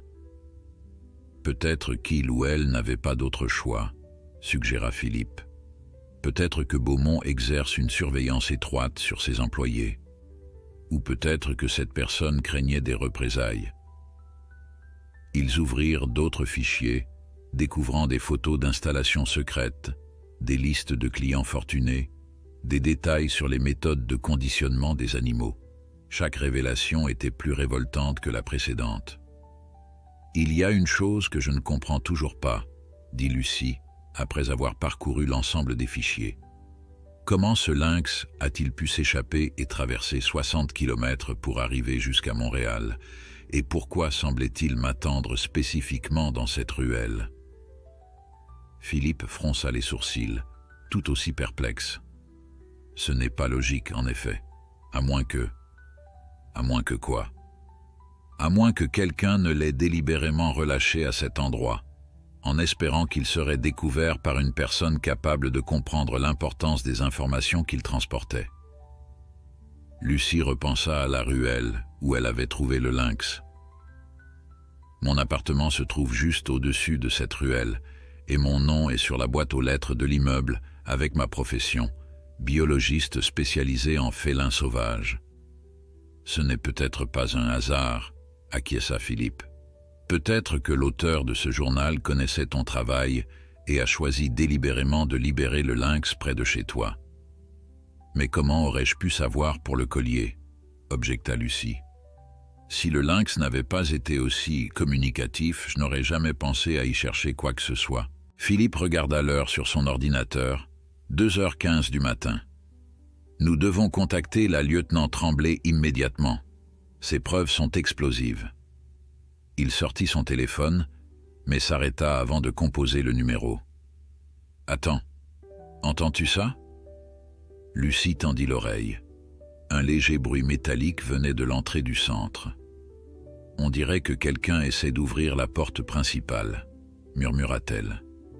Philippe se leva rapidement et éteignit la lumière de son bureau, plongeant la pièce dans l'obscurité. « Réveille Antoine », chuchota-t-il.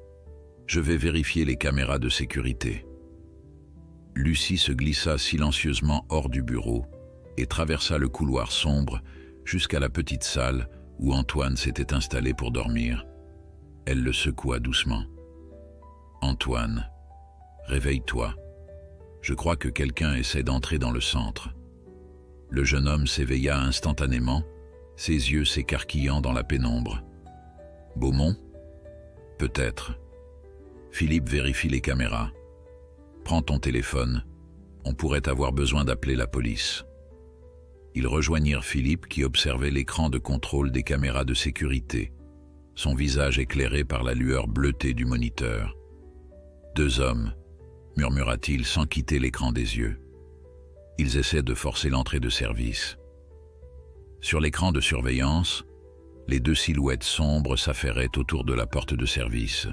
L'un d'eux manipulait ce qui ressemblait à un petit appareil électronique près du système d'alarme, tandis que l'autre faisait le guet, une main sous sa veste, dans une posture qui suggérait clairement la présence d'une arme.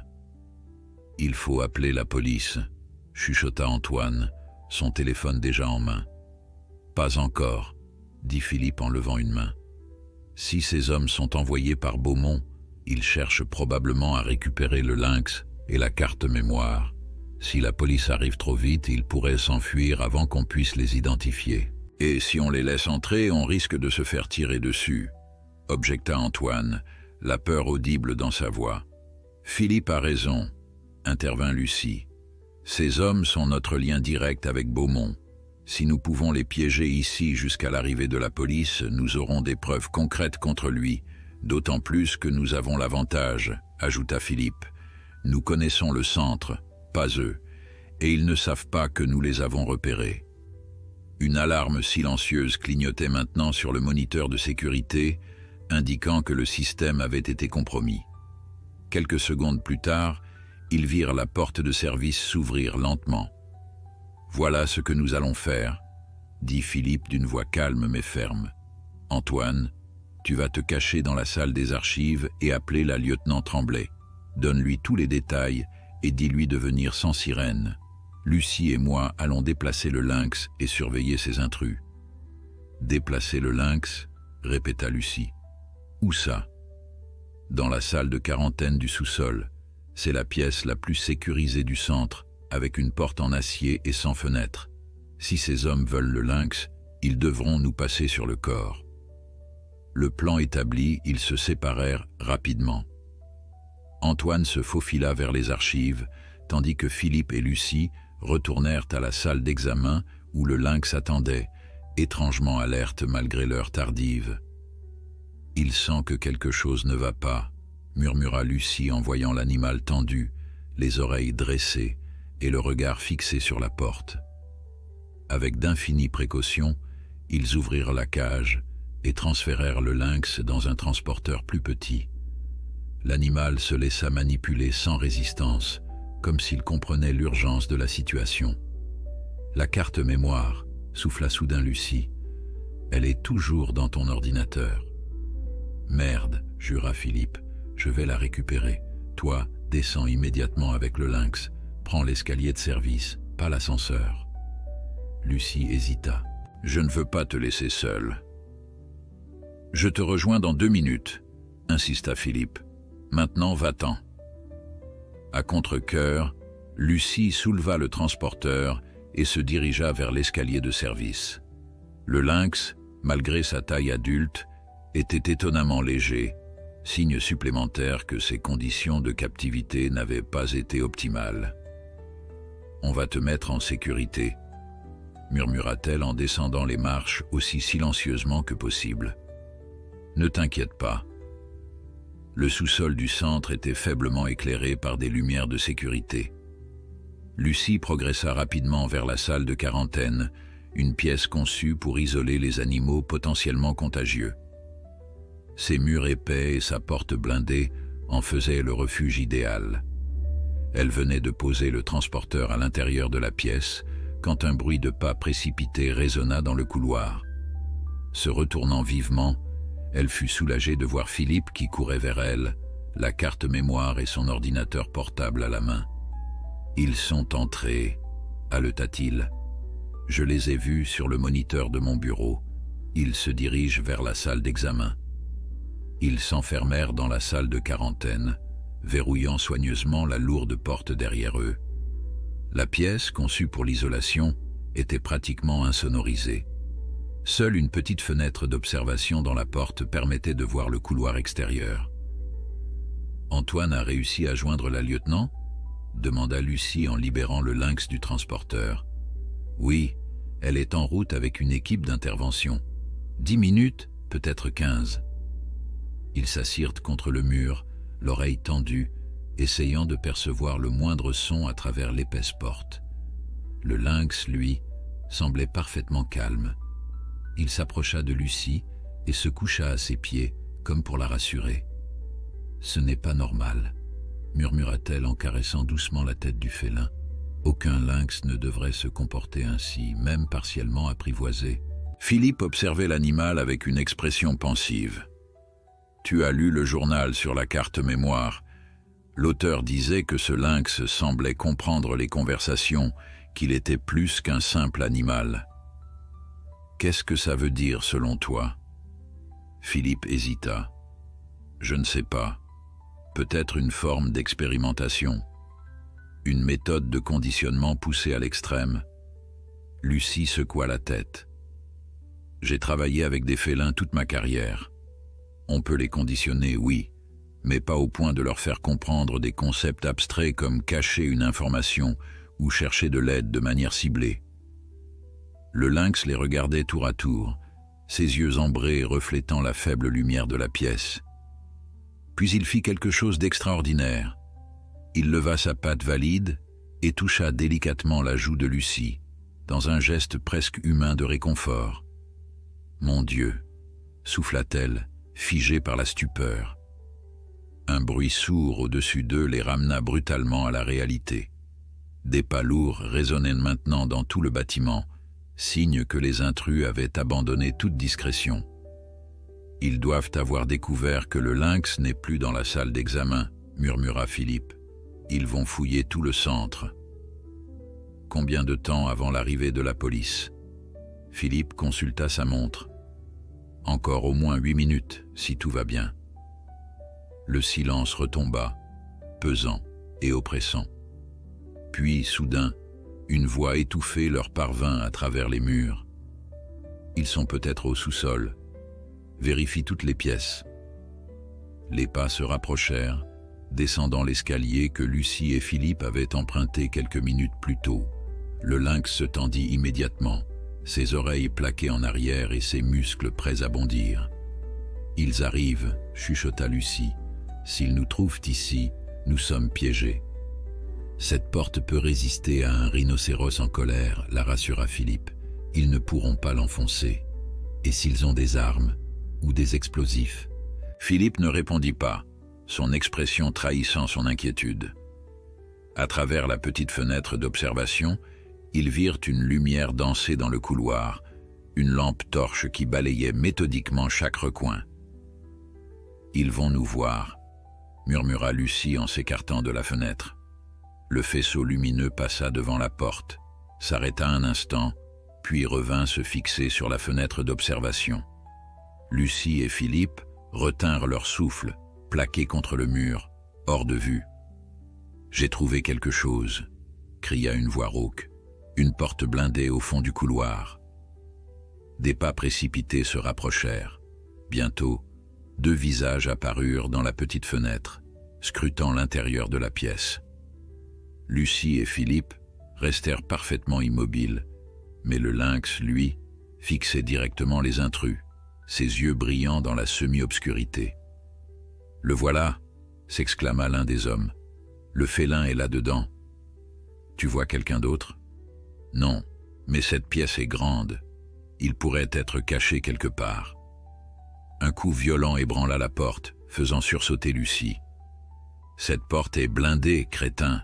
grommela l'un des hommes. « On ne l'enfoncera pas comme ça. »« Alors quoi? On fait sauter la serrure ?»« T'es malade? Le bruit alerterait tout le quartier. »« Non, on va devoir trouver un autre moyen. » Les deux hommes s'éloignèrent légèrement, discutant à voix basse. Lucie en profita pour jeter un coup d'œil prudent par la fenêtre. Ils étaient grands, vêtus de noir, et l'un d'eux tenait effectivement un pistolet. « Ils sont armés », chuchota-t-elle à Philippe. « Combien de temps encore avant la police ? 5 minutes, peut-être 6. Le lynx s'était approché de la porte et reniflait l'air qui passait sous le battant. Soudain, il se mit à gratter frénétiquement le sol, comme s'il essayait de creuser un passage. « Qu'est-ce qu'il fait ?» murmura Philippe. « Je ne sais pas, mais il va attirer leur attention. » Effectivement, les intrus revinrent immédiatement vers la porte, attirés par le bruit. « Il y a quelqu'un avec l'animal, » dit l'un d'eux. « J'entends des voix. » Lucie et Philippe échangèrent un regard paniqué. Comment avaient-ils pu les entendre à travers cette porte insonorisée? « On n'a pas le choix, » décida l'autre homme. « Appelle le patron.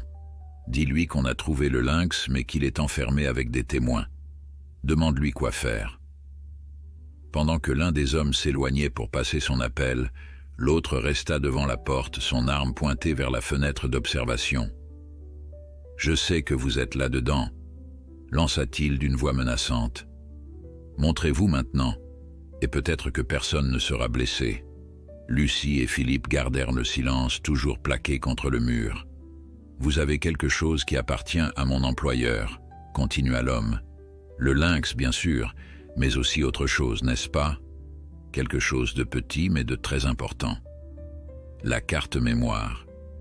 Il savait pour la carte mémoire. » Le second homme revint, son téléphone à la main.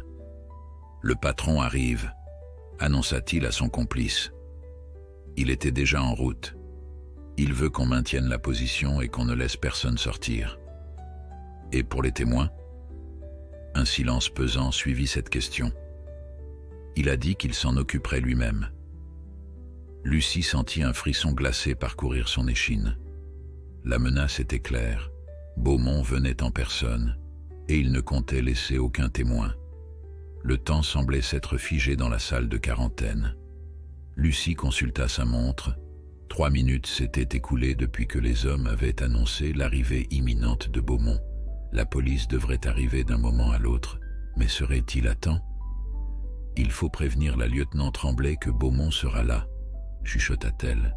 « Ça pourrait être notre seule chance de l'arrêter en flagrant délit. » Philippe sortit son téléphone de sa poche, mais secoua la tête avec frustration. « Pas de signal ici, les murs sont trop épais. » Dehors, les deux hommes montaient en la garde, l'un d'eux restant en permanence devant la petite fenêtre d'observation, son arme ostensiblement visible.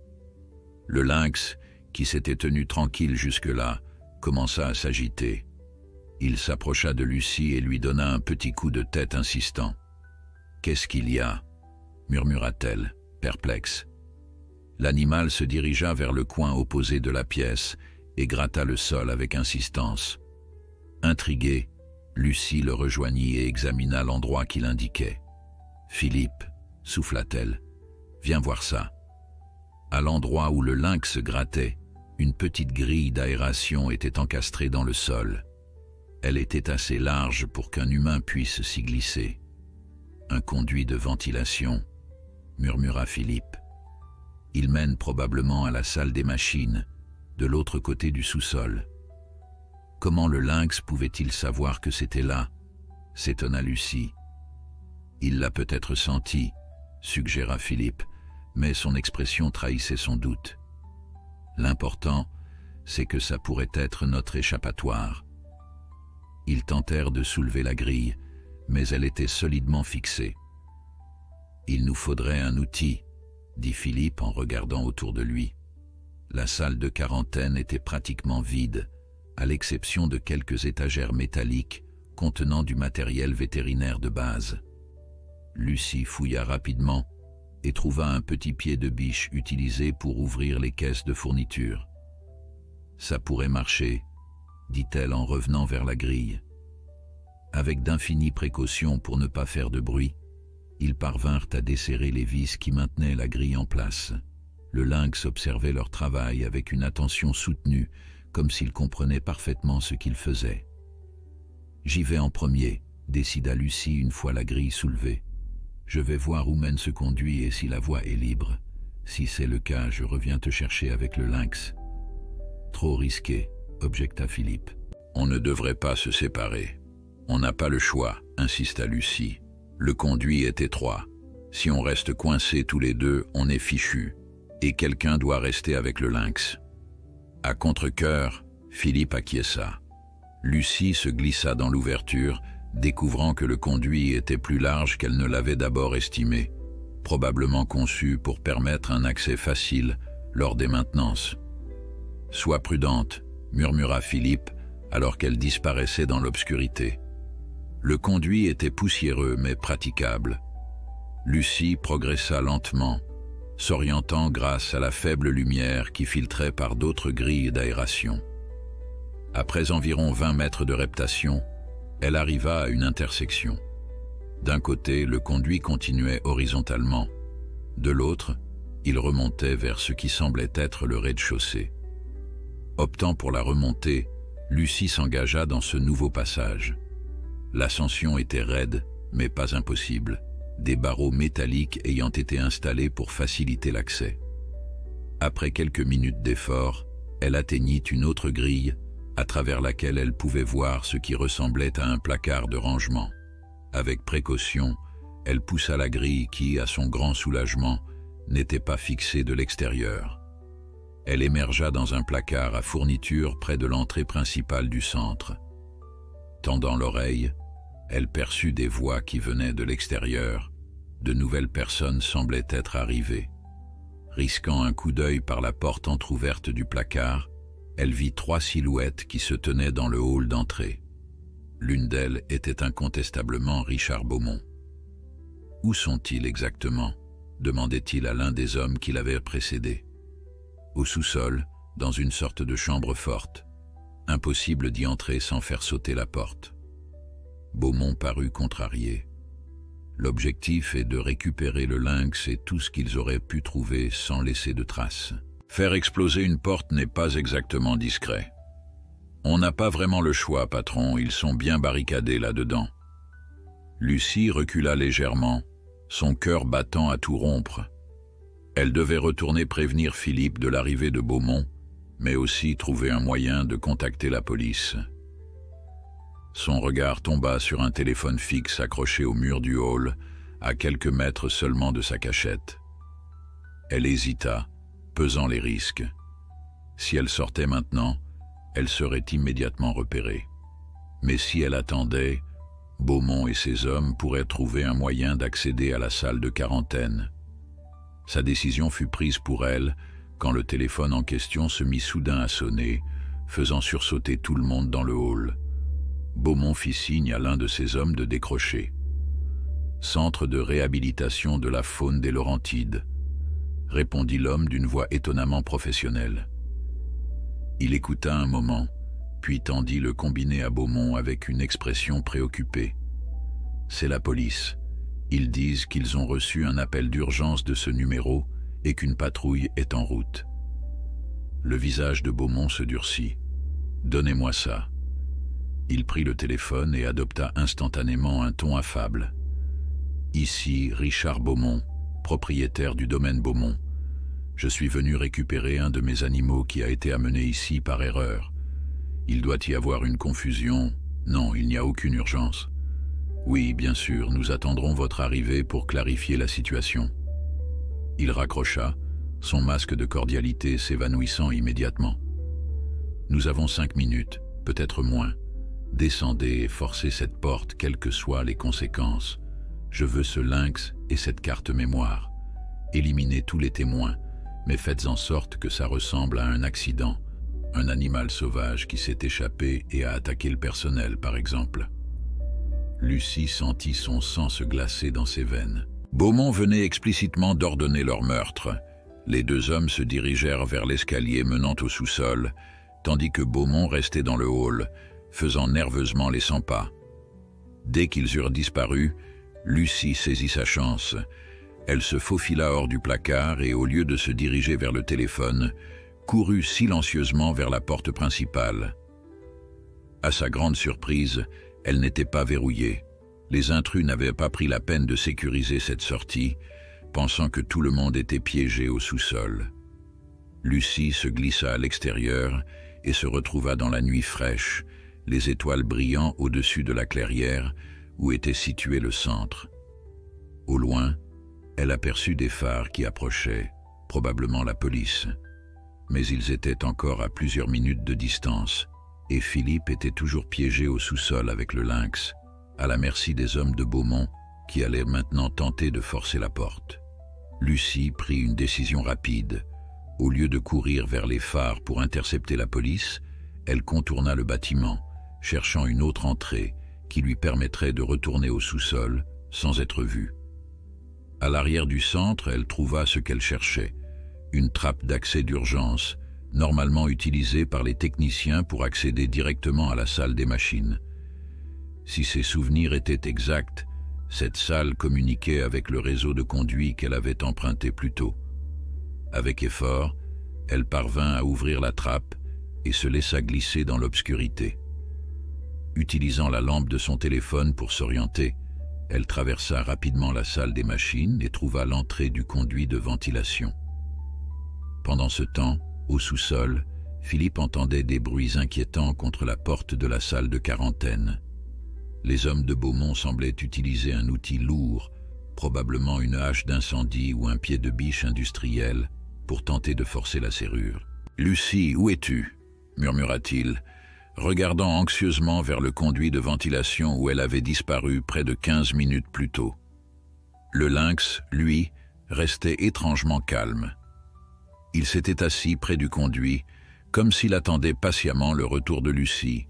Ses yeux ambrés, intelligents et attentifs, ne quittaient pas l'ouverture. Un craquement plus fort fit sursauter Philippe.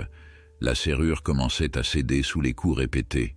« On va devoir fuir par le conduit », dit-il au lynx, se sentant un peu ridicule de parler ainsi à un animal. « Mais je ne peux pas te porter dans ce passage étroit. » À sa grande stupéfaction, le lynx se leva et s'approcha du conduit, comme s'il avait parfaitement compris. Il se retourna vers Philippe, attendant visiblement qu'il prenne l'initiative. « C'est impossible, » murmura Philippe. « Aucun animal ne pourrait comprendre. » Un nouveau coup, plus violent, ébranla la porte. Une fissure apparut dans le métal près de la serrure. « Plus le choix, » décida Philippe en s'agenouillant près du conduit. « Après toi, » dit-il au lynx, indiquant l'ouverture d'un geste. À la stupéfaction de Philippe, le lynx s'engagea immédiatement dans le conduit, se déplaçant avec une agilité remarquable malgré sa patte blessée. L'animal progressait comme s'il connaissait parfaitement le chemin, s'arrêtant occasionnellement pour s'assurer que Philippe le suivait. « C'est complètement surréaliste », murmura le biologiste en rampant derrière le félin, la carte mémoire et l'ordinateur portable soigneusement glissés dans la poche intérieure de sa veste. Derrière eux, un fracas assourdissant indiqua que la porte de la salle de quarantaine venait finalement de céder. Des jurons et des bruits de pas précipités résonnèrent. Les hommes de Beaumont découvraient que leur proie s'était échappée. « Ils sont partis par là », cria une voix rageuse. « Il y a une ouverture dans le sol. » Philippe accéléra sa progression dans le conduit, suivant toujours le lynx qui semblait étrangement déterminé. Ils atteignirent l'intersection où Lucie avait hésité plus tôt, mais au lieu de prendre le passage qui remontait vers le rez-de-chaussée, le lynx s'engagea résolument dans le conduit horizontal. « Tu es sûr de ton coup ?» murmura Philippe, se sentant de plus en plus absurde de parler ainsi à un animal, mais incapable de nier l'intelligence évidente dont faisait preuve le félin. Ils progressèrent encore sur plusieurs mètres, les bruits de leurs poursuivants s'estompant progressivement. Le conduit déboucha finalement sur une autre grille d'aération.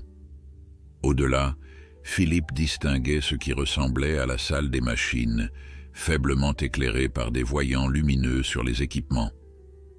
Le lynx s'arrêta devant la grille et attendit, fixant Philippe comme s'il lui demandait d'agir. Utilisant le même petit pied de biche que Lucie avait pris plus tôt, le biologiste parvint à desserrer la grille et la poussa doucement.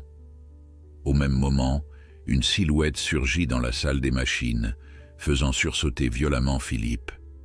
Il retint son souffle, s'attendant au pire, quand une voix familière chuchota « Philippe, c'est toi ?»« Lucie !» souffla-t-il avec un soulagement immense. « Comment as-tu su qu'on serait ici ?»« Je ne savais pas, » admit-elle en l'aidant à sortir du conduit. « J'essayais de revenir au sous-sol pour vous prévenir. Beaumont est là. Il a ordonné à ses hommes de nous éliminer. »« Nous avons entendu la porte céder, » dit Philippe en se redressant. « Heureusement que tu nous avais montré cet échappatoire. » Le lynx émergea à son tour du conduit, s'ébrouant légèrement pour déloger la poussière accumulée sur son pelage. « Il t'a suivi sans problème ?» s'étonna Lucie. « Mieux que ça, » répondit Philippe encore incrédule. « Il m'a guidé. C'est lui qui a choisi le chemin jusqu'ici. » Lucie fixa le félin avec un mélange d'émerveillement et de perplexité. « Ce n'est pas possible. »« Je sais, » acquiesça Philippe. « Pourtant, c'est exactement ce qui s'est passé. » Un bruit sourd les interrompit. Quelqu'un tentait manifestement de forcer la porte de la salle des machines. « Ils nous ont retrouvés, » murmura Lucie. « Vite, par ici. » Elle les guida vers une petite porte de service au fond de la salle qui donnait sur un escalier étroit. « Ça mène directement dehors, derrière le bâtiment. J'ai vu des phares sur la route en venant. La police ne devrait plus tarder. » Ils montèrent rapidement l'escalier, le lynx toujours sur leurs talons. La porte débouchait effectivement à l'extérieur, dans une zone boisée à l'arrière du centre. Au loin, ils distinguaient maintenant clairement les gyrophares de plusieurs véhicules qui s'approchaient de l'entrée principale.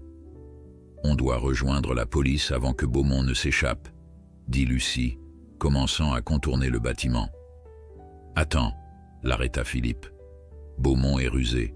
S'il voit les policiers arriver, il va jouer l'innocent propriétaire venu récupérer son animal. Sans preuve concrète, ils ne pourront rien contre lui. Nous avons la carte mémoire, » rappela Lucie, qui contient des preuves circonstancielles que ses avocats démentiront facilement. Nous avons besoin de le prendre en flagrant délit. Ils se tapirent dans l'ombre des arbres, observant l'entrée principale où 3 véhicules de police venèrent de se garer, sirènes éteintes mais gyrophares toujours actifs. La lieutenant Tremblay descendit du premier véhicule, accompagnée de plusieurs officiers en uniforme. À leur grande surprise, ils virent Richard Beaumont sortir calmement du centre pour accueillir les policiers, un sourire affable sur le visage. « Lieutenant Tremblay » l'entendirent-ils saluer. « Quelle surprise! Je venais justement récupérer mon lynx qui avait été amené ici par erreur. »« Monsieur Beaumont » répondit froidement la lieutenant. « Nous avons reçu un appel d'urgence signalant une intrusion violente dans ce centre. »« Une intrusion? Mon Dieu, je n'en savais rien. Je suis arrivé il y a quelques minutes seulement et la porte était ouverte. J'ai supposé que le personnel était encore présent. » Sa performance était impeccable, son visage n'exprimant que surprise et préoccupation. Si Lucie et Philippe n'avaient pas été témoins de ses véritables intentions quelques minutes plus tôt, ils auraient presque pu être convaincus eux-mêmes. « Ces hommes sont toujours à l'intérieur, » chuchota Lucie. « Si la police les trouve en train de fouiller le bâtiment avec des armes, Beaumont dira qu'il ne les connaît pas, qu'ils ont profité de la confusion pour s'introduire ici, » prédit sombrement Philippe. « Ou pire, il prétendra que c'était des voleurs que nous avons inventés pour justifier le vol de son précieux animal. » Le lynx, qui était resté parfaitement immobile à leur côté, s'avança soudain de quelques pas, observant la scène avec une attention soutenue. Puis, sans avertissement, il bondit hors de leur cachette et se dirigea droit vers le groupe formé par Beaumont et les policiers. « Non » souffla Lucie, horrifiée, tentant vainement de le retenir. Mais il était trop tard. Le lynx traversait déjà l'espace découvert, sa démarche rendue légèrement asymétrique par sa patte blessée. Beaumont fut le premier à le remarquer. Son visage affable se figea, ses yeux s'écarquillant de surprise avant qu'une expression de calcul ne les remplace. « Ah, voilà mon lynx », dit-il d'une voix qu'il s'efforçait de garder calme. « Pauvre créature, voyez comme il est blessé, je suis soulagé de le retrouver. » Le félin s'arrêta à mi-chemin entre les arbres et le groupe, fixant Beaumont avec une intensité troublante. Puis, à la stupéfaction générale, il émit un son étrange, presque comme une tentative de parole humaine. Un silence stupéfait s'abattit sur la scène. « Ce n'est pas normal », murmura la lieutenant Tremblay, son instinct de policière manifestement en alerte. Beaumont tenta de sauver la situation. Il a été partiellement apprivoisé, bien sûr. C'est un animal très intelligent qui... Il s'interrompit quand le lynx fit quelque chose d'encore plus extraordinaire. Lentement, délibérément, il se tourna vers les arbres où se cachaient Lucie et Philippe, puis revint à Beaumont, effectuant ce va-et-vient plusieurs fois, comme pour indiquer clairement leur présence. « Je crois qu'il essaie de nous montrer quelque chose », dit la lieutenant Tremblay, sa main se déplaçant instinctivement vers son arme de service. Ce fut le moment que choisirent les deux hommes de main de Beaumont pour émerger d'une porte latérale du centre, visiblement pressés. Ils s'arrêtèrent net en voyant les policiers. « Ce sont eux !» cria Lucie en sortant de sa cachette, suivie par Philippe. « Ce sont les hommes qui ont tenté de nous tuer sur ordre de Beaumont. » Les événements s'enchaînèrent alors à une vitesse vertigineuse. L'un des hommes, paniqué, sortit son arme. Immédiatement, les policiers dégainèrent les leurs, criant des ordres contradictoires. Beaumont tenta de s'éloigner discrètement, mais le lynx bondit devant lui, lui bloquant le passage et grondant férocement. « Personne ne bouge », tonna la lieutenant Tremblay, son arme pointée vers les hommes de Beaumont. « Jetez vos armes immédiatement ». Dans la confusion qui suivit, Lucie se précipita vers la lieutenant. « Beaumont a ordonné notre meurtre », dit-elle d'une voix tremblante mais déterminée. « Nous l'avons entendu. Il voulait récupérer le lynx et une carte mémoire contenant des preuves de ses activités illégales. »« Quelles preuves ?» demanda la lieutenant sans quitter des yeux les suspects maintenant maîtrisés par ses officiers. Philippe sortit l'ordinateur portable de sa veste. « Tout est là. Des documents prouvant que Beaumont utilise son sanctuaire comme façade pour un réseau de trafic d'animaux exotiques et organise des expériences où des clients fortunés peuvent affronter des prédateurs drogués. » Beaumont, maintenant encerclé par les policiers, avait perdu toute son assurance. « C'est absurde. Ces accusations sont ridicules. Ce lynx m'appartient légalement. J'ai tous les papiers nécessaires. »« Nous verrons cela, » répondit froidement la lieutenant en faisant signe à l'un de ses officiers de le menotter.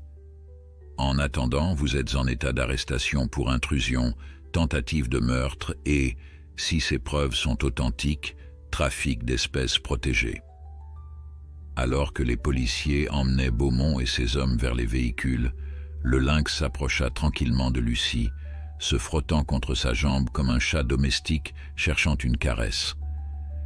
Une semaine s'était écoulée depuis la spectaculaire arrestation de Richard Beaumont.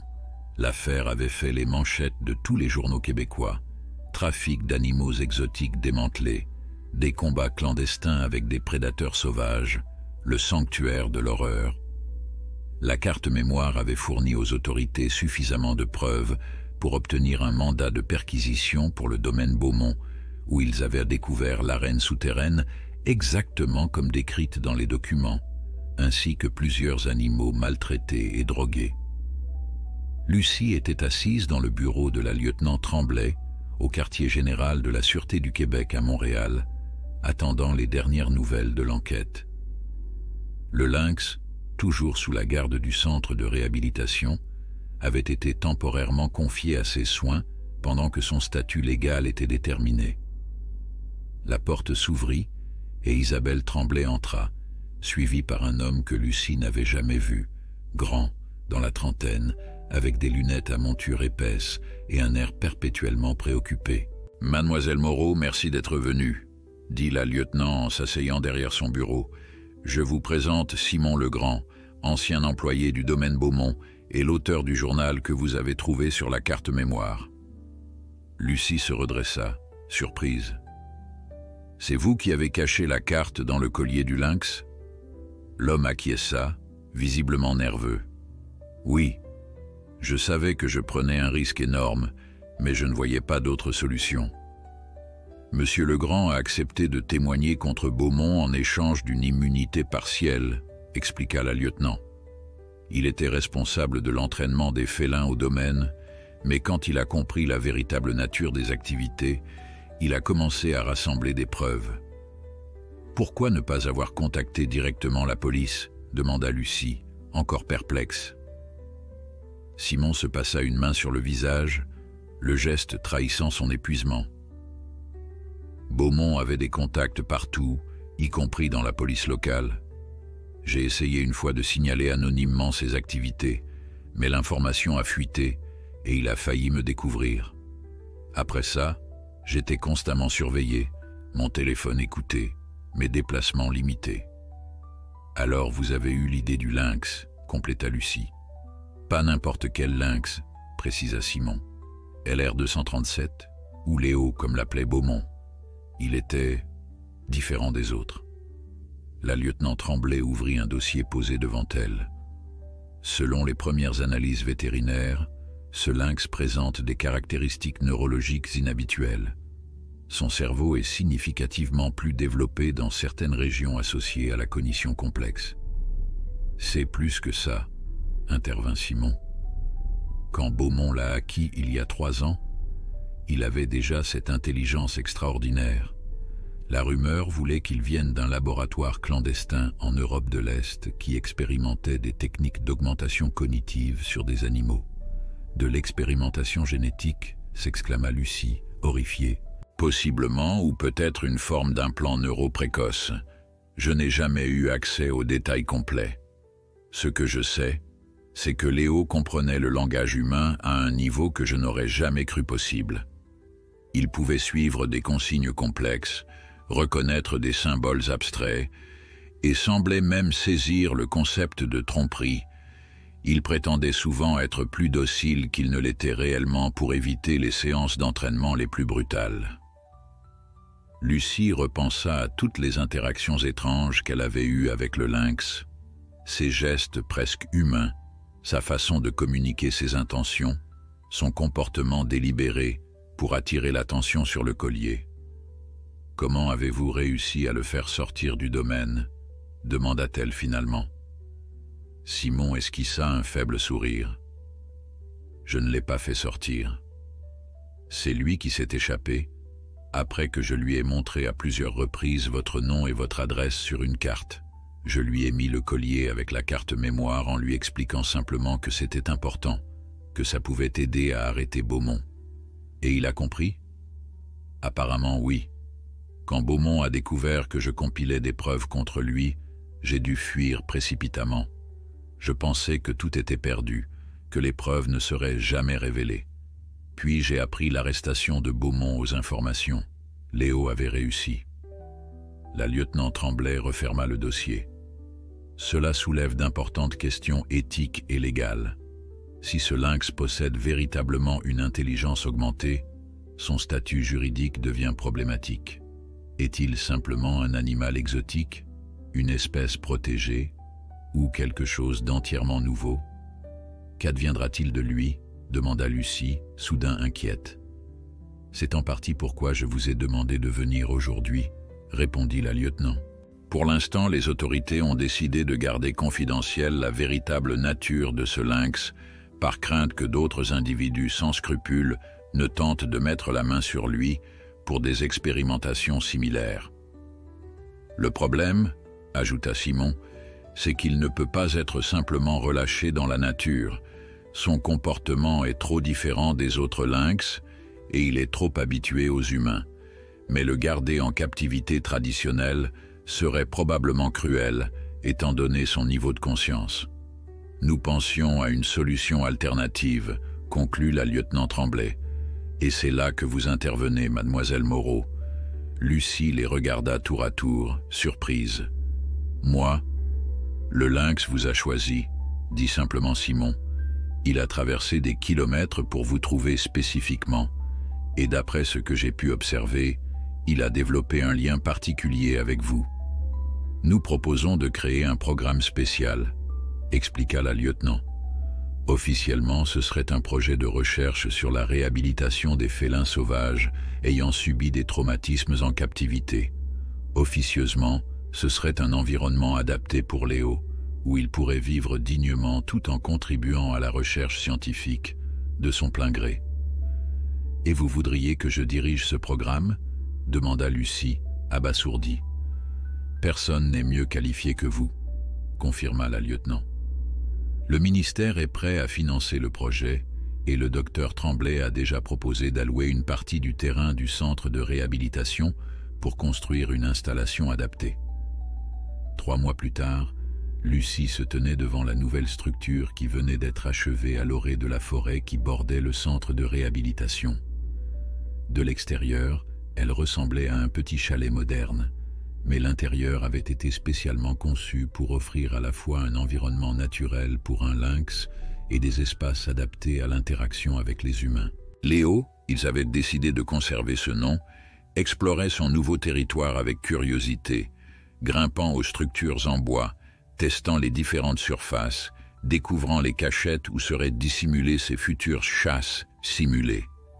Il a l'air de s'y plaire, remarqua Philippe, qui s'était joint à Lucie pour cette journée d'inauguration. « J'espère, » répondit-elle doucement. « C'est toujours difficile de savoir ce qu'il pense vraiment. » Comme s'il avait entendu sa remarque, Léo s'approcha d'eux et s'assit devant le tableau interactif que Simon avait aidé à concevoir, un écran tactile géant avec des symboles que le lynx pouvait toucher avec sa patte pour communiquer des besoins ou des préférences de base. Avec une précision délibérée, Léo appuya sur 2 symboles successifs, celui représentant le bien-être et celui représentant Lucie. « Je crois qu'il vient de te dire qu'il est heureux avec toi », sourit Philippe. Lucie s'accroupit au niveau du lynx, qui la regardait avec ses yeux d'ambre intelligents qui l'avaient tant troublé lors de leur première rencontre dans la ruelle pluvieuse. « Nous avons encore beaucoup à apprendre l'un de l'autre, » lui dit-elle doucement, « mais nous avons tout le temps maintenant. » Au cours des mois qui suivirent, le projet Léo, comme on l'appelait officiellement, attira l'attention de scientifiques spécialisés dans la cognition animale du monde entier. Sous la supervision attentive de Lucie, des tests éthiques révélèrent progressivement l'étendue des capacités du lynx, un vocabulaire de compréhension estimé à plus de 500 mots, une capacité à résoudre des problèmes complexes à multiples étapes, et même une forme rudimentaire de raisonnement analogique. L'équipe développa des systèmes de communication de plus en plus sophistiqués, permettant à Léo d'exprimer non seulement des besoins, mais aussi des préférences et, éventuellement, des idées abstraites simples. Le soir du premier anniversaire de leur rencontre, Lucie s'assit dans le petit salon attenant à l'habitat de Léo, feuilletant les données recueillies au cours de l'année. Le lynx vint s'installer près d'elle sur le canapé, un privilège qu'il appréciait particulièrement. « Tu sais, » lui dit-elle en caressant doucement sa fourrure tachetée, « personne ne croyait que tu étais abandonné quand je t'ai trouvé cette nuit-là. Tout le monde pensait que tu t'étais simplement échappé, ou que tu étais un animal sauvage égaré. » Léo la regarda avec cette intensité particulière qui semblait toujours suggérer qu'il comprenait parfaitement chaque mot. « Mais tu n'étais pas vraiment abandonné, n'est-ce pas?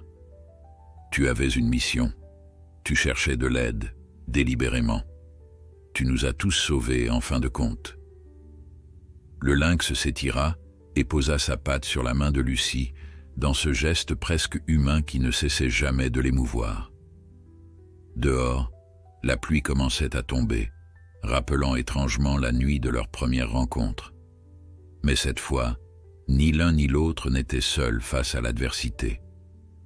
Ils avaient trouvé, dans les circonstances les plus improbables, une connexion qui transcendait les barrières entre espèces, un partenariat fondé sur le respect mutuel et la compréhension.